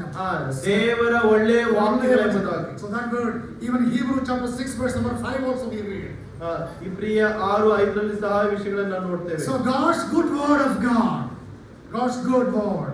ಇದು ದೇವರ ಒಳ್ಳೆಯ ವಾಕ್ಯಗಳು. Okay, then again we read in the Bible. ಮತ್ತೆ ನಾವು ಓದ್ತೇವೆ ಬೈಬಲ್ ಅಲ್ಲಿ. In Romans chapter 1 verses 1 and 2. ರೋಮ ಪತ್ರಿಕೆ 1:1-2. There we read holy scriptures. ಯೇಸು ಕ್ರಿಸ್ತನು ದೇವರ ಸುವಾರ್ಥ ನೇಮಿಸಲ್ಪಟ್ಟವರ ಪೌಲರು ದೇವರಿಗೆ ಪ್ರಿಯರ ದೇವಜನರಾಗಲು ಕರೆಯಲ್ಪಟ್ಟವರಾಗಲು ಬರೆಯುವುದೇನೆಂದರೆ, ನಮ್ಮ ತಂದೆಯಾಗಿರುವ ದೇವರಿಂದಲೂ ಕರ್ತನಾಗಿರುವ ಕೃಪೆಯು ಶಾಂತಿಯಾಗಲಿ. Holy scripture is there. Sorry, I can't read it. Maybe 3. In the Kannada it will be 3. Okay. Holy scripture. ಕ್ರಿಸ್ತನಲ್ಲಿ ನಿಮಗೆ ಕೃಪೆಯು ಶಾಂತಿಯಾಗಲಿ. ಸುವಾರ್ತೆಯನ್ನು ಸಾರಿ ಹೇಳುತ್ತೇನೆ, ದೇವರ ಮುಂಚಿತವಾಗಿ ಪವಿತ್ರ ಶಾಸ್ತ್ರಗಳು. Holy scripture. ಪವಿತ್ರ ಶಾಸ್ತ್ರಗಳು, ಪವಿತ್ರ ಶಾಸ್ತ್ರ ಎಂಬುದಾಗಿ. In Malayalam Vishuddha Rega, that is the correct word is used. ನಾಲ್ಕನೇದಾಗಿ ಪವಿತ್ರ ಶಾಸ್ತ್ರ ಎಂಬುದಾಗಿ. Holy scripture, sacred scriptures is used. ಪರಿಶುದ್ಧ ಗ್ರಂಥ ಇಲ್ಲ, ಪವಿತ್ರ ಶಾಸ್ತ್ರ. In Psalm number 1 and verse number 2, ನಾವು ಕೀರ್ತನೆಗಳು 1ನೇ ಅಧ್ಯಾಯ there we read law of the Lord. ಇಲ್ಲಿ ನಾವು ನೋಡ್ಬೇಕಾದ್ರೆ ಕೀರ್ತನೆ 1:2ನೇ ವಚನ. മലയാളം യഹോവയുടെ ന്യായപ്രമാണം, the law of the law. ಯೆಹೋವ ಧರ್ಮಶಾಸ್ತ್ರದಲ್ಲಿ ಯೆಹೋವ ಧರ್ಮಶಾಸ್ತ್ರ. ಧರ್ಮಶಾಸ್ತ್ರ. There we read the law of the Lord. ಇಲ್ಲಿ ನ್ಯಾಯಯುತವಾದ ಶಾಸ್ತ್ರ. And Romans chapter 3 verse number 2, there we read oracles of God. ರೋಮ 3:2. ಎರಡನೇ ವಚನ. Even 1 Peter chapter 4 verse number 11 also we read. What did this mention? Oracle of God. ദൈവത്തിന്റെ അരുളപ്പാട്. Oracle of God. ಎಲ್ಲಾ ವಿಷಯಗಳಲ್ಲಿ ಬಹಳ ಮೊದಲನೇದಾಗಿ ದೈವೋಕ್ತಿಗಳು. ದೈವೋಕ್ತಿಗಳು. Oracle of God. ದೈವೋಕ್ತಿಗಳು ಎಂಬುದಾಗಿ There we read 1 Corinthians chapter 15 verse number 3. ಮೊದಲನೇ ಕೊರಿಂಥಿ 5ನೇ ಅಧ್ಯಾಯ 3ನೇ ವಚನ. Scripture, ತಿರುವೆಳುತ್ತು, scripture is used there. 5ನೇ ಅಧ್ಯಾಯ 3ನೇ ವಚನ. ಮೊದಲನೇ ಕೊರಿಂಥಿ 5:3. ನಾನು ದೇಹ ದೂರವಾಗಿದ್ದರೂ ಆತ್ಮದಿಂದ ಹತ್ತಲ್ಲಿ ಇದ್ದು ಈ ಕಾರ್ಯ ಮಾಡಿಕೊಂಡು ಆಗಲೇ ಹತ್ತಿದ್ದೇನೆ. This is 1 Corinthians 5. Yeah, 15 verse number 3. Okay, 15. ಕ್ಷಮಿಸಿ. ಮೊದಲನೇ ಕೊರಿಂಥಿ 15:3. ನಾನು ನಿಮಗೆ ತಿಳಿಸಿದ ಮೊದಲನೇ ಸಂಗತಿಗಳು ಒಂದು ಸಂಗತಿಯನ್ನು ತಿಳಿಸಿಕೊಟ್ಟೆ. ಅದೇನಂತೆ ನಾನು ಅದೇನಂತೆ ಶಾಸ್ತ್ರದಲ್ಲಿ ಮುಂತಿಳಿಸುವ ಪ್ರಕಾರ. ಶಾಸ್ತ್ರದಲ್ಲಿ ಓಕೆ ತಿರುವಳಿತು scripture what is meaning of scripture only scripture ಅಲ್ಲಿ ನೋಡಬೇಕಾದ್ರೆ ಶಾಸ್ತ್ರ ಎಂಬುದಾಗಿ. and scripture of the truth that we read in Daniel chapter 10 verse number 21. Scripture of the truth. ದಾನಿಯೇಲನ ಗ್ರಂಥ 10ನೇ ಅಧ್ಯಾಯ ಮಲಯಾಳಂ ಸತ್ಯ ಗ್ರಂಥ 10 yeah Daniel 10 Daniel 10:21. Daniel chapter 10 verse number 21. ಸತ್ಯ ಗ್ರಂಥ. ದಾನಿಯೇಲನ ಗ್ರಂಥ 10ನೇ 21ನೇ ವಚನದಲ್ಲಿ ನಾವು ನೋಡ್ತೇವೆ ಸತ್ಯ ಶಾಸನ ಎಂಬುದಾಗಿ. Okay, so another name we read that is in Ephesians chapter 6 verse number 17, sword of the truth. ಎಫೆಸ ಪತ್ರಿಕೆ 6ನೇ ಅಧ್ಯಾಯ Sword of the spirit. 6:17 6:17. 17ನೇ ವಚನ. ಅಲ್ಲಿ ನಾವು ನೋಡಬೇಕಾದ್ರೆ ಅಲ್ಲಿ 17 ರಕ್ಷಣೆ ಪವಿತ್ರ ಆತ್ಮನು ಕೂಡ ದೇವ ವಾಕ್ಯವೆಂಬ ಕತ್ತಿ ಎಂಬುದಾಗಿ ನಾವು ನೋಡ್ತೇವೆ. Okay, in James chapter 1:21 and 22, word W-O-R-D, word vachanam, word is given there. ಯಾಕೋಬ 1ನೇ ಅಧ್ಯಾಯ 21ನೇ ವಚನ 22ನೇ ವಚನದಲ್ಲಿ ನಾವು ನೋಡ್ತೇವೆ ಅಲ್ಲಿ vachanam, word, ವಾಕ್ಯ ವಾಕ್ಯ ಅಂದ್ರೆ ವಚನ ಎಂಬುದಾಗಿ 21ನೇ ವಚನ. Hebrew chapter 4 verse number 12. ಇಬ್ರಿಯ chapter 4 verse number 4:12ನೇ ವಚನ. word of God. ಇಲ್ಲಿ ನೋಡ್ಬೇಕಾದ್ರೆ ದೇವರ ವಾಕ್ಯವು ಎಂಬುದಾಗಿ. Colossians chapter 3 verse number 16. Colossians chapter 3 verse number 16. ಕೊಲೊಸ್ಸೆ 3:16. ಕೊಲೊಸ್ಸೆ word of Christ. ಕ್ರಿಸ್ತನ ವಾಕ್ಯವು ಎಂಬುದಾಗಿ. ಕ್ರಿಸ್ತನ ವಾಕ್ಯ, word of Christ. ಕ್ರಿಸ್ತನ ವಾಕ್ಯವು ಎಂಬುದಾಗಿ ನಾವು ಅಲ್ಲಿ ನೋಡ್ತೇವೆ. Philippians chapter 2 verse number 15. Philippi 2:15. Philippi 2:15ರಲ್ಲಿ ನಾವು ಹೀಗೆ ಹೋಗ್ತೇವೆ. word of life. ಜೀವನದ ವಚನ, ಜೀವವಾಕ್ಯ. 2:15. yeah 2:15. ಜೀವವಚನ, ಜೀವನದ ವಚನ. Okay, 2 Timothy chapter 2 verse number 15. word of truth. ಸತ್ಯವಚನ. 2 Timothy chapter 2:15. 2 Timothy 2:15.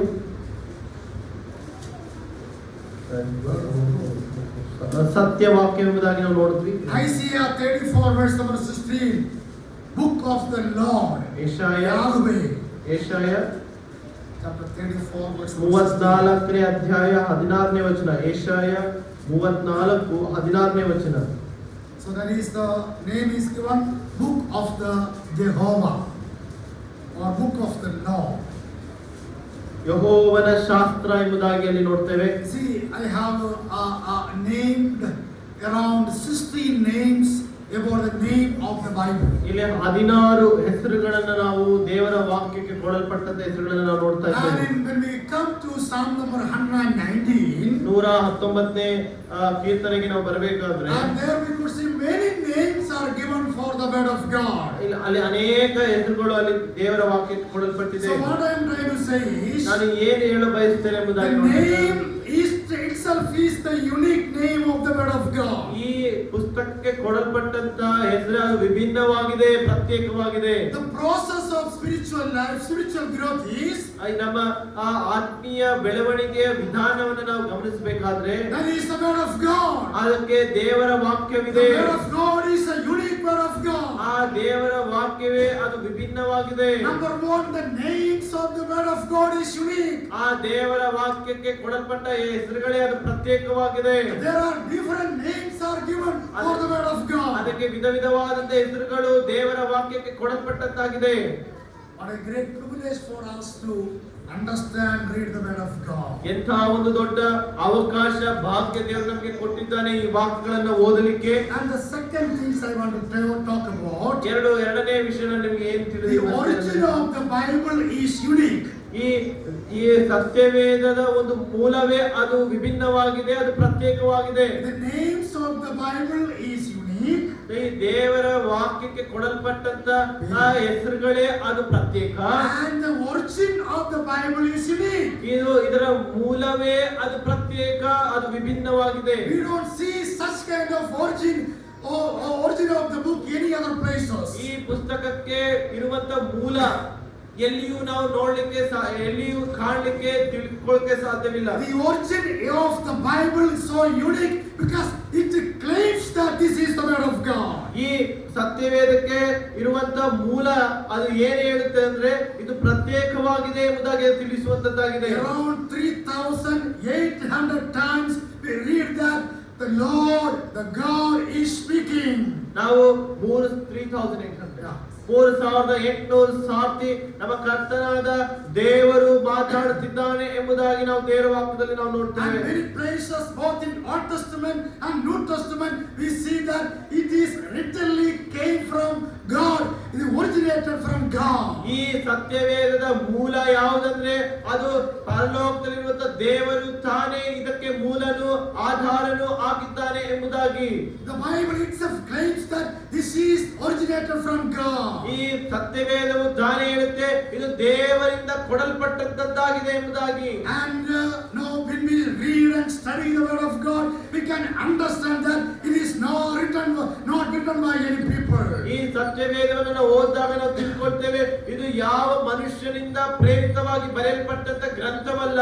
And we can understand that it was came from God itself. ಇದು ದೇವರಿಂದ ತಾನೇ ಸ್ವತಃ ಪ್ರೇರೇಪಿಸಲ್ಪಟ್ಟು ಬರೆದಂತ ಗ್ರಂಥವಾಗಿದೆ. And also when we understand the continuity of the Bible we can understand that it is originated from God. ಈ Bible ಅಲ್ಲಿ ಇರುವಂತ ಒಂದು ಕಾರ್ಯವು ಅದು ಹೇಗೆ ಒಂದೊಂದಾಗಿ ಅದು ಮುಂದುವರಿಸಿಕೊಂಡು ಹೋಗುವುದನ್ನು ನಾವು ಕಂಡಾಗ ಈ ಮುಂದುವರಿಸುವಿಕೆ ಅದು ಕೇವಲ ದೇವರಿಂದ ಅದು ಕೊಡಲ್ಪಟ್ಟಂತದ್ದಾಗಿದೆ ಹೊರತು ಯಾವ ಮನುಷ್ಯರಿಂದ ಮಾಡಲ್ಪಟ್ಟದ್ದಲ್ಲವೇ ಅಲ್ಲ ಎಂಬುದಾಗಿ ನಾವು ತಿಳ್ಕೊಳ್ತೇವೆ. Origin of the word of God we could see when we talk about the Bible. ಇದು ದೈವಿಕವಾಗಿ ಪ್ರೇರೇಪಿಸಲ್ಪಟ್ಟಂತ ದೇವರ ವಾಕ್ಯಗಳಾಗಿದೆ. We know that 40 authors they wrote from different places. ನಾವು ನಿನ್ನೆ ನೋಡುತ್ತಾ ಬಂದ್ವಿ 40 ಜನ ದೇವರ ಶಿಷ್ಯರು ಭಕ್ತರು ಇದನ್ನ ವಿಧ ಸ್ಥಳಗಳಲ್ಲಿ ವಿಧ ಭಾಗಗಳಲ್ಲಿ ಇದನ್ನ ಬರೆದರೆ ಎಂಬುದಾಗಿ. From 3 continents they have written the word of God. 3 ಖಂಡಗಳಲ್ಲಿ ಇರುವಂತ ದೇವ ಭಕ್ತರು ಇದನ್ನ ಬರೆದರೆ ಎಂಬುದಾಗಿ ನಾವು In ನೋಡ್ತೇವೆ. 3 languages they have written the word of God. 3 ಭಾಷೆಗಳಲ್ಲಿ ಈ ಸತ್ಯವೇದ ಅಧ್ಯಾಯ ಬರೆಯಲ್ಪಡುತ್ತೆ ಎಂಬುದಾಗಿ ನಾವು The first ನೋಡ್ತೇವೆ. person who wrote the word of God could not see the last person who wrote the word of God. ಮೊದಲು ಯಾರು ದೇವರ ವಾಕ್ಯವನ್ನ ದೇವರ ಆತ್ಮ ಪ್ರೇರಿತರಾಗಿ ಬರೆದನೋ ಆದರೂ ಕೊನೆಯದಾಗಿ ಬರೆದಂತ ವ್ಯಕ್ತಿಯನ್ನ ಕಾಣಲೇ ಇಲ್ಲ. And they wrote in different places with different circumstances. ಅವರು ಬೇರೆ ಬೇರೆ ಸ್ಥಳಗಳಲ್ಲಿ ಬೇರೆ ಬೇರೆ ಒಂದು ಸಂಗತಿಗಳಲ್ಲಿ ಅವರು ಬರೆಯುತ್ತಾ ಬಂದ್ರೆ ಎಂಬುದಾಗಿ ನಾವು And ನೋಡ್ತೇವೆ. scribe and kings and even a prime minister and the fisherman and the government officials and different kinds of people they wrote the word of God. ಅನೇಕರು ಬೆಸ್ತರು, ಅನೇಕರು ಅಧಿಕಾರಿಗಳು, ಅನೇಕರು ವೈದ್ಯರು, ಬೇರೆ ಜ್ಞಾನಿಗಳು, ಬೇರೆ ಬೇರೆ ವಿಧವಾದ ವ್ಯಕ್ತಿಗಳು ಇದನ್ನ ಬರೆಯುತ್ತಾ ಬಂದ್ರೆ ಎಂಬುದಾಗಿ ನಾವು ನೋಡ್ತೇವೆ. So the continuity of the word of God tells that this is a divine origin. ಇದು ಒಂದಕ್ಕೊಂದು ಅದು ನೀಟಾಗಿ ಅದು ಕೂಡಿಸಲ್ಪಟ್ಟಿರುವುದನ್ನು ನಾವು ಕಂಡಾಗ ಈ ಕೂಡಿಸಲ್ಪಟ್ಟಿರುವುದು ಇದು ಮನುಷ್ಯರಿಂದ ಅಲ್ಲ, ಇದು ದೇವರು ತಾನೇ ಇದು ಒಂದಾದ ಮೇಲೆ ಒಂದು ಅದನ್ನು ಕೂಡಿಸಿದ್ದಾನೆ ಎಂಬುದಾಗಿ ನಾವು ಗಮನಿಸಬಹುದು. About 1,600 years they have taken to write the word of God. ಈ ಸತ್ಯವೇದವು ಪೂರ್ತಿಗೊಳ್ಳಲಿಕ್ಕೆ 1,600 ವರ್ಷಗಳು ಬೇಕಾಯಿತು. And they wrote in different places, but when we read the word of God we could see that it was written by one author. ಅವರು ಬೇರೆ ಬೇರೆ ಸ್ಥಳಗಳಲ್ಲಿ ಬರೆದಾಗಿಯೂ ಒಬ್ಬನೇ ಮೂಲ ವ್ಯಕ್ತಿ ಇದನ್ನ ಬರೆಸಿದರೆ ಎಂಬುದಾಗಿ ನಾವು ಓದಿದಾಗ ಇದನ್ನ ತಿಳ್ಕೊಳ್ಳಬಹುದು. And the theme of the word of God is one. ಈ ಸತ್ಯವೇದ ಉದ್ದೇಶ ಒಂದೇ. And the person of the word of God is one. ಈ ಸತ್ಯವೇದದ ಮೂಲ ಪುರುಷನು ಒಬ್ಬನೇ. What is the theme of the word of God? ಈ ಸತ್ಯವೇದದ ಉದ್ದೇಶ ಏನು? What is the subject of the word of God? ಈ ಸತ್ಯವೇದದ ಒಂದು ವಿಷಯ ಏನು? The subject of the word of God is ಈ ಸತ್ಯವೇದ ವಿಷಯ ಏನಂದ್ರೆ redemption, ಅದು ನಮಗೆ ವಿಮೋಚನೆ, salvation, ರಕ್ಷಣೆ. and that is the salvation or redemption, such a way we can say. ನಾವು ಈ ರೀತಿಯಾಗಿ ಹೇಳುವುದು ರಕ್ಷಣೆ, ವಿಮೋಚನೆ, ಬಿಡುಗಡೆ ಎಂಬುದಾಗಿ. And who is the person of the word of God? ಯಾರು ಈ ದೇವ ಮನುಷ್ಯನು ಯಾರು ಎಂಬುದಾಗಿ ನಮಗೆ And we can ತಿಳಿಸಿಕೊಡುತ್ತಾರೆ. understand Jesus Christ is the person of the word of God. ಆ ದೇವ ಕುಮಾರನು ನಮ್ಮ ಕರ್ತನಾದ ಯೇಸು ಕ್ರಿಸ್ತನೇ ಆಗಿದ್ದಾನೆ ಎಂಬುದಾಗಿ. The Redeemer is the person of the word of God. ನಮ್ಮ ವಿಮೋಚಕನು ನಮ್ಮ ಕರ್ತನಾದ ಯೇಸು ಕ್ರಿಸ್ತನಾಗಿದ್ದಾನೆ. We read in Luke chapter 24 and verse number 44. ನೀವು ಲೂಕನ ಬರೆದ ಸುವಾರ್ತೆ 24ನೇ ಅಧ್ಯಾಯ 44ನೇ ವಚನದಲ್ಲಿ ಹೀಗೆ And ಓದ್ತೇವೆ. there we read that all the Old Testament is speaking about a person. ಎಲ್ಲ ಒಡಂಬಡಿಕೆಯು ಒಬ್ಬ ವ್ಯಕ್ತಿ ಬಗ್ಗೆ ಅದು ಬರೀತಾ ಇದೆ, ಬರೆಯಲ್ಪಟ್ಟಿದೆ. If you read the Old Testament, ನೀವು ಒಡಂಬಡಿಕೆ ಓದಿದ್ರೆ we see about Jesus Christ. ಆ ಒಡಂಬಡಿಕೆಯು ಯೇಸು ಕ್ರಿಸ್ತನ ಕುರಿತಾಗಿ ಅದು ಬರೆಯಲ್ಪಟ್ಟಂತದ್ದಾಗಿದೆ. Only one person is pictured in the all the Bible.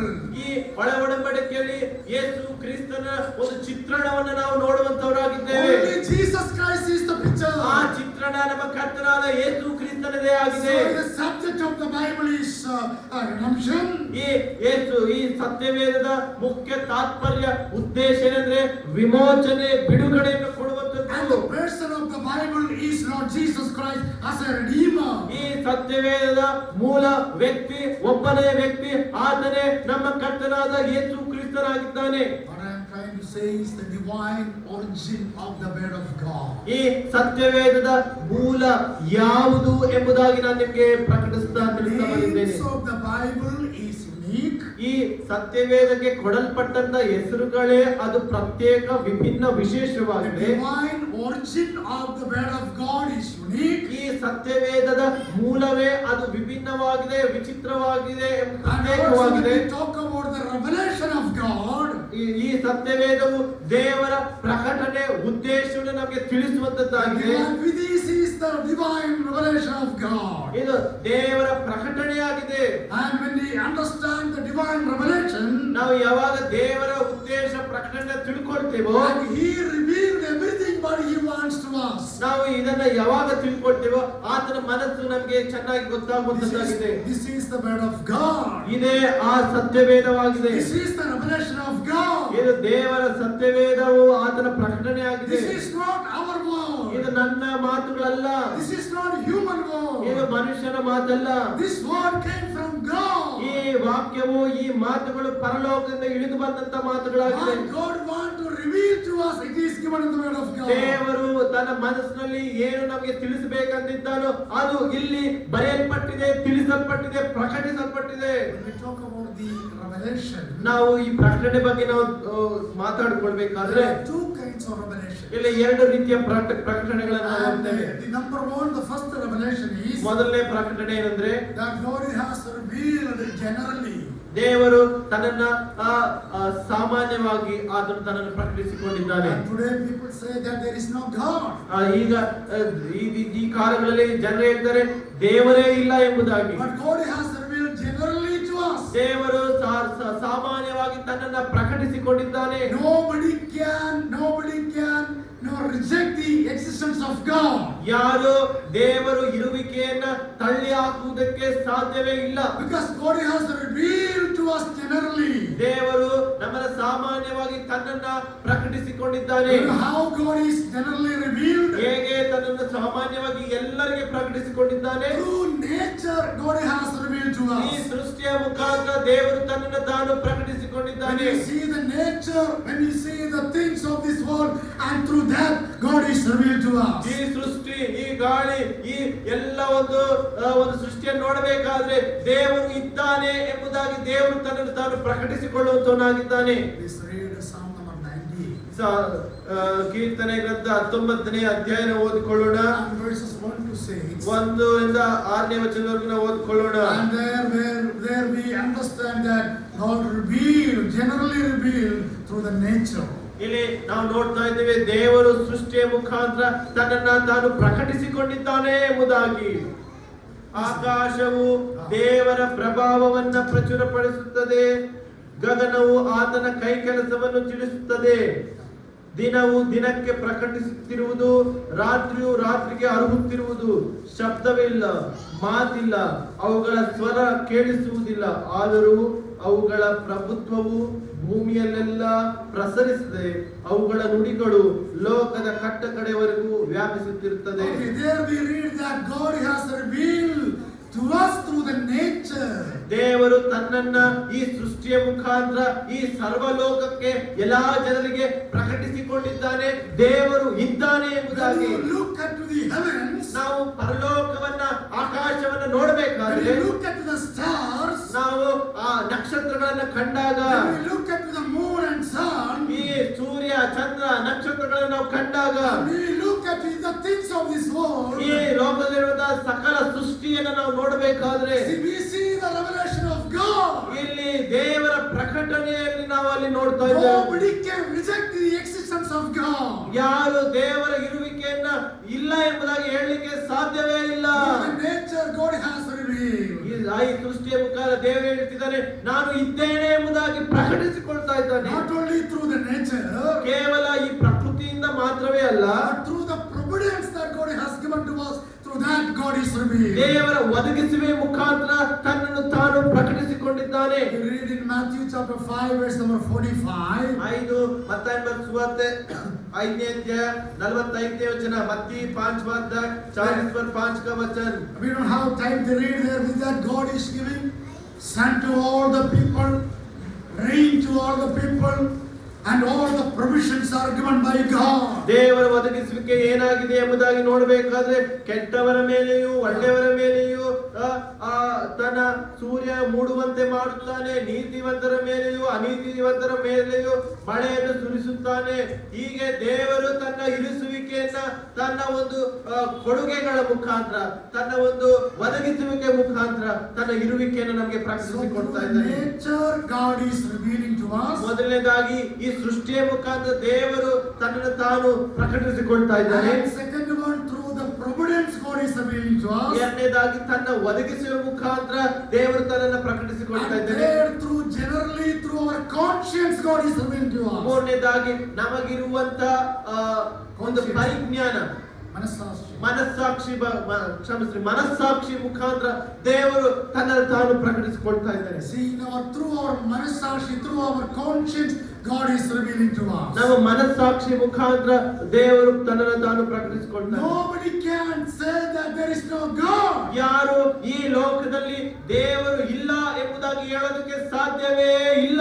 In our conscience there is a gospel. ನಮ್ಮ ಮನಸ್ಸಾಕ್ಷಿಯಲ್ಲಿ ದೇವರ ಸುವಾರ್ತೆ ಇದೆ. When we come to Romans chapter 2, ನಾವು ರೋಮ ಪತ್ರಿಕೆ 2ನೇ ಅಧ್ಯಾಯಕ್ಕೆ ಬರುವುದಾದ್ರೆ 14 and 15, 14-15ನೇ ವಚನ ನಾವು ಓದಿಕೊಳ್ಳುವುದಾದ್ರೆ, and that is very clear that God has kept gospel to all the people's concept, means conscience. ದೇವರು ಅಲ್ಲಿ ಹೇಳ್ತಾನೆ, ದೇವರ ಅವರ ಮನಸ್ಸಾಕ್ಷಿಯಲ್ಲಿ ದೇವರ ಸುವಾರ್ತೆ ಇಟ್ಟಿದ್ದಾನೆ.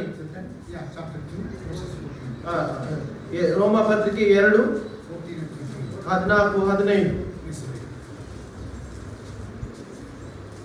ಧರ್ಮಶಾಸ್ತ್ರವಿಲ್ಲದ ಅನ್ಯ ಜನರು ಸ್ವಾಭಾವಿಕವಾಗಿ ಧರ್ಮಶಾಸ್ತ್ರದಲ್ಲಿ ಹೇಳಿದಂತೆ ನಡೆದರೆ ಅವರು ಧರ್ಮಶಾಸ್ತ್ರವಿಲ್ಲದವರಾಗಿದ್ದರೂ ತಾವೇ ತಮಗೆ ಧರ್ಮ ಪ್ರಮಾಣವಾಗಿದ್ದಾರೆ. ಹೇಗೆಂದರೆ ಅವರು ಧರ್ಮಶಾಸ್ತ್ರದ ಮುಖ್ಯ ತಾತ್ಪರ್ಯವನ್ನು ತಮ್ಮ ಹೃದಯದಲ್ಲಿ ಬರೆದದೆ ಎಂಬುದನ್ನು ತೋರ್ಪಡಿಸುತ್ತಾರೆ. ಇದಕ್ಕೆ ಅವರ ಮನಸ್ಸು ಸಹ ಸಾಕ್ಷಿ ನುಡಿಯುತ್ತದೆ. See, there it is very clear that the gospel of God is there in the heart of the people. ಇಲ್ಲಿ ನಾವು ನೋಡ್ತಾ ಇದ್ದೇವೆ, ಎಲ್ಲಾ ಜನರ ಹೃದಯದಲ್ಲಿ ಅವರ ಮನಸ್ಸಾಕ್ಷಿಯಲ್ಲಿ ಆ ದೇವರ ಸುವಾರ್ತೆಯು ಇಡಲ್ಪಟ್ಟಿದೆ. And Bible says that to all the hearts of these people, they have the conscience. In that conscience, gospel is there and revealed there. ಎಲ್ಲ ಮನುಷ್ಯರ ಮನಸ್ಸಾಕ್ಷಿಯಲ್ಲಿ ದೇವರು ಇದ್ದಾನೆ, ದೇವರ ಕಡೆಗೆ ಅದು ಆಕರ್ಷಿತವಾಗುತ್ತೆ. ಆದ್ರಿಂದ ದೇವರು ಆ ಮನಸ್ಸಾಕ್ಷಿಯ ಮುಖಾಂತರ ತನ್ನ ಸುವಾರ್ತೆಯನ್ನ ಪ್ರಕಟಿಸುವಂತವನಾಗಿದ್ದಾನೆ. Revelation of God. ದೇವರ ಪ್ರಕಟಣೆ. In revelation of God, generally God revealed. ಮೊದಲನೇದಾಗಿ ದೇವರು ಸಾಧಾರಣವಾಗಿ ತನ್ನನ್ನು ತಾನು ಪ್ರಕಟಿಸಿಕೊಂಡಿದ್ದನ್ನು ನಾವು ಗಮನಿಸ್ತಾ ಬಂದ್ವಿ. The nature God has revealed to us. ಸೃಷ್ಟಿಯ ಮುಖಾಂತರ ತನ್ನನ್ನು ಪ್ರಕಟಿಸಿಕೊಂಡಿದ್ದನ್ನು ನಾವು ನೋಡ್ತಾ ಬಂದ್ವಿ. God has revealed to us. ತನ್ನ ಒದಗಿಸುವ ಮುಖಾಂತರ ಈ ಸರ್ವಲೋಕದ ಜನರಿಗೆ ದೇವರ ಇರುವಿಕೆಯನ್ನು ಪ್ರಕಟಿಸಿಕೊಂಡನು. And through the conscience, God has revealed to us. ನಮ್ಮ ಮನಸ್ಸಾಕ್ಷಿಯಲ್ಲಿ ದೇವರ ಸುವಾರ್ತೆಯನ್ನು ಇಡುವುದರ ಮುಖಾಂತರ ತನ್ನನ್ನು ತಾನು ಪ್ರಕಟಿಸಿಕೊಳ್ಳುತ್ತಾ ಬಂದನು. God revealed to us the revelation of God we could see in this world. ನಾವು ದೇವರ ಪ್ರಕಟಣೆ, ದೇವರ ಒಂದು ಪ್ರಕಟಣೆ ಕುರಿತಾಗಿ ನಾವು ನೋಡುತ್ತಾ ಬಂದಿದ್ದೇವೆ. And the special revelation is, ಇಲ್ಲಿ ವಿಶೇಷವಾದ ಪ್ರಕಟಣೆ ಏನಂದ್ರೆ that is the word of God. ಅದೇ ದೇವರ ವಾಕ್ಯವಾಗಿದೆ. Written word of God. ಆ ದೇವರಿಂದ ಬರೆಯಲ್ಪಟ್ಟಂತ ದೇವ ವಾಕ್ಯವೇ ಆಗಿದೆ. The special revelation of God is, ವಿಶೇಷವಾದ ದೇವರ ಪ್ರಕಟಣೆ ಏನಂದ್ರೆ God revealed through Jesus Christ. ಅದನ್ನ ತನ್ನ ಪ್ರಿಯ ಕುಮಾರನಾದ ಯೇಸು ಕ್ರಿಸ್ತನ ಮುಖಾಂತರ ಪ್ರಕಟಿಸಿದನು. Jesus Christ is the revelation. ಯೇಸು ಕ್ರಿಸ್ತನೇ ಆ ಪ್ರಕಟಣೆ ಆಗಿದ್ದಾನೆ. If you want to see ನೀವು God, ದೇವರನ್ನ ನೋಡ್ಬೇಕಾ, you have to come to Jesus. ನೀವು ಯೇಸು ಕ್ರಿಸ್ತನ ಬಳಿಗೆ When ಬರಬೇಕು. you see Jesus, ನೀವು ಯೇಸು ಕ್ರಿಸ್ತನ ನೋಡಿದಾಗ then you can see the revelation. ನೀವು ಆ ಪ್ರಕಟಣೆಯನ್ನ ನೋಡಬಹುದು. Jesus Christ is the embodiment of the revelation. ಯೇಸು ಕ್ರಿಸ್ತನೇ ಆ ಪ್ರಕಟಣೆಯ ಒಂದು ನಿಜ ಸ್ವರೂಪವಾಗಿದ್ದಾನೆ. Jesus Christ is the revelation which is came in this world. ಆ ಯೇಸು ಕ್ರಿಸ್ತನೇ ಆ ತಂದೆಯಾದ ದೇವರ ಪ್ರಕಟಣೆ ಆಗಿದ್ದಾನೆ. ಈ ಲೋಕಕ್ಕೆ ಬಂದಂತ ಯೇಸು ಕ್ರಿಸ್ತನು. Jesus is the revelation. ಯೇಸು ಕ್ರಿಸ್ತನೇ ಆ ಪ್ರಕಟಣೆ. And the second one is the word of God is the revelation. ಎರಡನೇದಾಗಿ ದೇವರ ವಾಕ್ಯ, ಅದು ವಿಶೇಷ And if ಪ್ರಕಟಣೆ you want ಆಗಿದೆ. to know the revelation of God, ನಾವು ದೇವರ ಪ್ರಕಟಣೆಯನ್ನು ನಾವು ತಿಳ್ಕೊಳ್ಬೇಕಂದ್ರೆ we have to read the word of God. ದೇವರ ವಾಕ್ಯವನ್ನು ಓದಬೇಕಾಗಿದೆ. This word of God is belongs to the Lord. Belong to ಈ the Lord. ದೇವರ ವಾಕ್ಯವು ದೇವರಿಗೆ ಸಂಬಂಧಪಟ್ಟದ್ದಾಗಿದೆ.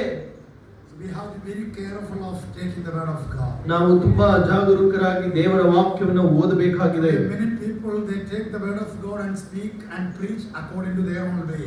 ಈ ವಾಕ್ಯವನ್ನ ಅನೇಕರು ಈ ದಿನಗಳಲ್ಲಿ ಓದ್ತಾರೆ, ತಮಗೆ ಇಷ್ಟ ಬಂದ ರೀತಿಯಲ್ಲಿ ಅದನ್ನು ಅವರು ಬೋಧಿಸ್ತಾರೆ. This word we should not preach according to our way. ಈ ಸತ್ಯವೇದ ವಾಕ್ಯಗಳು ನಮಗೆ ಇಷ್ಟ ಬಂದ ರೀತಿಯಲ್ಲಿ ನಾವು ಬೋಧಿಸಲಿಕ್ಕೆ ಸಾಧ್ಯವಿಲ್ಲ. Today I have seen many places they take something from here and talk many other things from their side. ಈ ಅನೇಕ ಕಡೆ ನಾನು ನೋಡಿದ್ದೇನೆ, ಕೆಲವರು ಇದರಿಂದ ಒಂದು ಭಾಗವನ್ನು ತೆಗೆದುಕೊಂಡು ಅನೇಕ ಸಂಗತಿಗಳು ತಮ್ಮ ಮನಸ್ಸಿನಲ್ಲಿರುವುದನ್ನ ಸೇರಿಸಿ ತಮಗೆ ಇಷ್ಟ ಬಂದ ಹಾಗೆ ಅವರು ಅದನ್ನು ಬೋಧಿಸುವಂತವರಾಗಿದ್ದಾರೆ. Bible is so clear. Bible says like this. ಆದರೆ ಸತ್ಯವೇದವು ಅದು ಸ್ಪಷ್ಟವಾಗಿ ನಮಗೆ ಹೀಗೆ ತಿಳಿಸುವಂತದ್ದಾಗಿದೆ. We should not take away anything from this word of ಈ God. ಸತ್ಯವೇದ ವಾಕ್ಯನ ನಾವು ಯಾವುದನ್ನ ತೆಗೆದುಹಾಕಲಿಕ್ಕೆ ಸಾಧ್ಯವಿಲ್ಲ. And we should not add anything this word of ನಾವು God. ಯಾವುದನ್ನ ಇದಕ್ಕೆ ಸೇರಿಸಲಿಕ್ಕೆ ಸಾಧ್ಯವಿಲ್ಲ. This is the word of God. ಇದು ಯಾಕಂದ್ರೆ ಕರ್ತನ ಒಂದು ದೇವ ವಾಕ್ಯವಾಗಿದೆ. This is the revelation of ಇದು God. ದೇವರ ಪ್ರಕಟಣೆ ಆಗಿದೆ. This is not my word. ಇದು ನನ್ನ ಮಾತಲ್ಲ. We have to be very careful. ಇದು ನಾವು ತುಂಬಾ ಗಂಭೀರವಾಗಿ ನಾವು ಪರಿಗಣಿಸಬೇಕಾಗಿದೆ. 1 Timothy chapter 2 verse number 15. ಮೊದಲನೇ ತಿಮೋಥಿ 2ನೇ ಅಧ್ಯಾಯ 15ನೇ ವಚನ ನಾವು ಹೀಗೆ ಓದ್ತಾ ಬಂದ್ವಿ. And there on board is given there. ಅಲ್ಲಿ ಒಂದು ಮಾತು ಕೊಡಲ್ಪಟ್ಟಿದೆ. Chapter 2 verse 15. First Timothy Yeah, First Timothy. ನಾವು ಹೀಗೆ ಓದ್ತೇವೆ. Sorry, 2 Timothy chapter 2. 2 Timothy chapter 2. 2 Timothy 2:15 ಹೀಗೆ ಓದ್ತೇವೆ. Yeah. ನೀನು ದೇವರ ದೃಷ್ಟಿಗೆ ಯೋಗ್ಯನಾಗಿ ಕಾಣಿಸಿಕೊಳ್ಳುವುದಕ್ಕೆ ಪ್ರಯಾಸ ಪಡು. ಅವಮಾನಕ್ಕೆ ಗುರಿಯಾಗದ ಕೆಲಸದವನು ಸತ್ಯ ವಾಕ್ಯವನ್ನು ಸರಿಯಾಗಿ ಉಪದೇಶಿಸುವನು ಆಗಿರು. See, rightly handling the word of God. ಸತ್ಯ ವಾಕ್ಯವನ್ನ ಸರಿಯಾಗಿ ಉಪದೇಶಿಸುವವನು ಆಗಿರು. See the word handling the word of God. ಹೇಗೆ ಈ ವಾಕ್ಯವನ್ನ ನಾವು ಅದನ್ನ ನಾವು ವಿಭಾಗಿಸಬೇಕೆಂಬುದಾಗಿ. The Greek word which is mentioned there, handling, handle with care. ಇಲ್ಲಿ ನಾವು ಗ್ರೀಕ್ ನಲ್ಲಿ ಹೀಗೆ ಬರೆಯಲ್ಪಟ್ಟಿದೆ, ಹ್ಯಾಂಡಲ್ ಅಂದ್ರೆ ಜೋಪಾನವ ಮಾಡುವಂತದ್ದು. See, when we take the word of God, ನಾವು ದೇವರ ವಾಕ್ಯವನ್ನು ತೆಗೆದುಕೊಂಡಾಗ we have to handle with care. ಇದನ್ನ ಜೋಪಾನವಾಗಿ ನಾವು ಬೋಧಿಸಬೇಕು. We have to be very careful of taking the word of God. ತುಂಬಾ ನಾವು ಜೋಪಾನವಾಗಿ ಜಾಗರೂಕತೆಯಿಂದ ಇದನ್ನು ವಿಭಾಗಿಸಬೇಕು. I should not take something and preach something. ನಾವು ಏನೋ ಸ್ವಲ್ಪ ತೆಗೆದುಕೊಂಡು ಏನೋ ಹೇಳಲಿಕ್ಕೆ ಸಾಧ್ಯವಿಲ್ಲ. I have to handle with the word of God. ನಾವು ಇದನ್ನ ಜೋಪಾನವಾಗಿ ನಾವು Very ಪ್ರಕಟಿಸಬೇಕಾಗಿದೆ. carefully we have to take the word of God. ಜೋಪಾನ ಮಾಡಿದನ್ನ ವಿಭಾಗಿಸಬೇಕಾಗಿದೆ. Because it is not my word. ಯಾಕಂದ್ರೆ ಇದು ನನ್ನ ಮಾತಲ್ಲ, This is the word of ಇದು God. ದೇವರ ಮಾತಾಗಿದೆ. The revelation of ಇದು God. ದೇವರ ಪ್ರಕಟಣೆಯಾಗಿದೆ. Revealed to you and I from God. ಇದು ನನಗೆ ನಿನಗೆ ದೇವರಿಂದ ಕೊಡಲ್ಪಟ್ಟಂತ ಮಾತುಗಳಾಗಿದೆ. This is the word of the heavens. ಇದು ಪರಲೋಕದ ಮಾತುಗಳಾಗಿವೆ. And this is the word of Christ. ಇದು ಯೇಸು ಕ್ರಿಸ್ತನ ಮಾತುಗಳಾಗಿದೆ. This is the uniqueness of God's ಇದು word. ವಿಶೇಷವಾದಂತ ಪ್ರತ್ಯೇಕವಾದ ಮಾತುಗಳಾಗಿದೆ. The process of Christian life. ಕ್ರಿಸ್ತನ ನಾವು ಆತ್ಮೀಯ ಬೆಳವಣಿಗೆಯ ವಿಧಾನ ಏನಂದ್ರೆ, How we can have a process of Christian life. ನಾವು ಹೇಗೆ ಆತ್ಮೀಯ ವಿಧಾನದಲ್ಲಿ ನಾವು ಬೆಳಿಬಹುದಂದ್ರೆ, We need to come to the word of God. ನಾವು ದೇವರ ಬಳಿ ಬರಬೇಕಾಗಿದೆ. Because word of God is unique. ಯಾಕಂದ್ರೆ ದೇವರ ವಾಕ್ಯವು ಅದು ಪ್ರತ್ಯೇಕವಾಗಿದೆ. The names of the word of God is unique.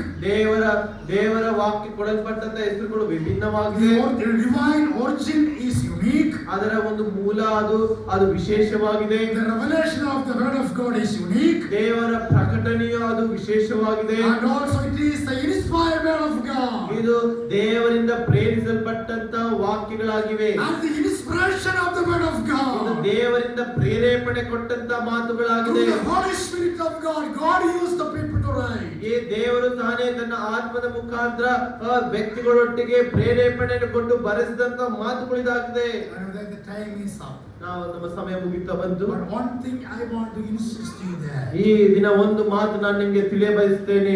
Rightly divine the word of God is ಈ important. ಸತ್ಯವಾಕ್ಯವನ್ನ ನಾವು ಸರಿಯಾಗಿ ಜೋಪಾನವಾಗಿ ವಿಭಾಗಿಸಬೇಕಾಗಿದೆ. How we can have a process. How we can have a process of our spiritual ನಾವು life. ಆತ್ಮಿಕವಾಗಿ ಬೆಳಿಬೇಕಂದ್ರೆ ಅದಕ್ಕೆ ವಿಧಾನ ಏನಂದ್ರೆ ಇದನ್ನ ಸರಿಯಾಗಿ ವಿಭಾಗಿಸಿ ನಾವು ಹೇಳುವಂತದ್ದಾಗಿದೆ. Only through the word of God we can have a spiritual life. ನಾವು ನಮ್ಮ ಆತ್ಮೀಯ ಬೆಳವಣಿಗೆ ವಿಧಾನ ಏನಂದ್ರೆ ಈ ಸತ್ಯವಾಕ್ಯಗಳ ಮುಖಾಂತರವೇ ನಾವು ಬೆಳಲಿಕ್ಕೆ ಸಾಧ್ಯವಾಗಿದೆ. Because word of God is unique. ಯಾಕಂದ್ರೆ ಈ ದೇವರ ವಾಕ್ಯವು ವಿಶೇಷವಾಗಿದೆ. All scriptures are inspired. ಈ ಎಲ್ಲಾ ವಾಕ್ಯವು ದೇವರ ಆತ್ಮ ಪ್ರೇರಿತವಾಗಿದೆ. God breathed into the nostrils of the authors.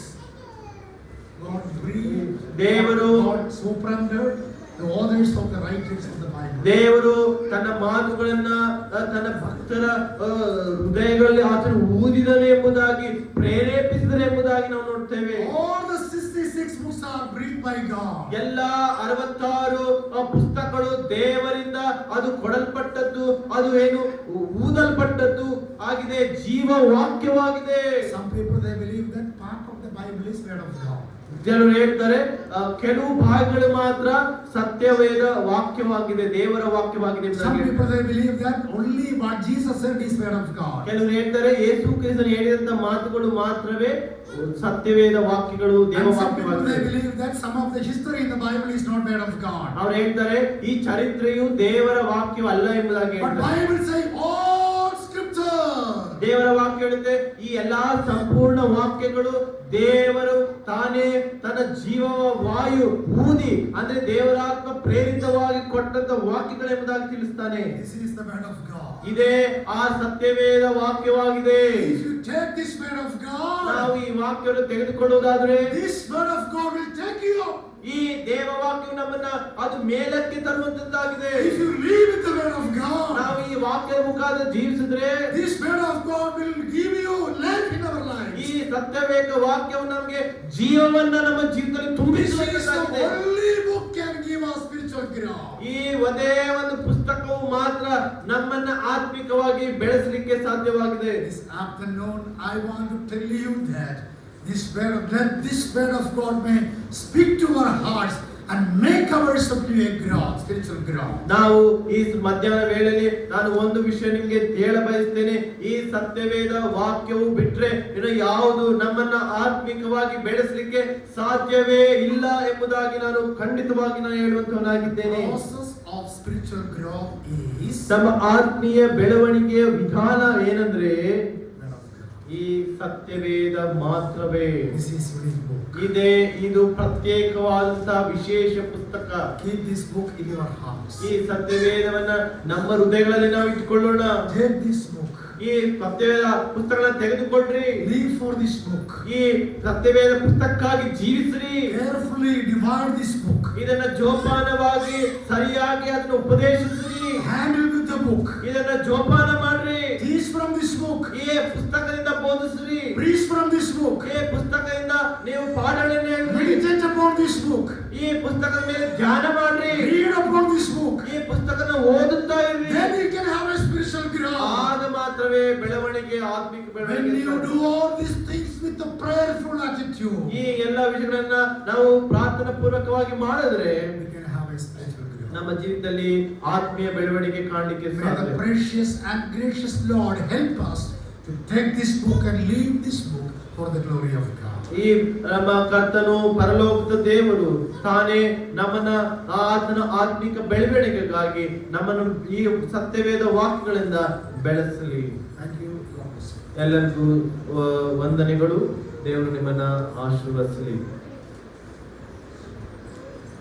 ನಾವೆಲ್ಲರೂ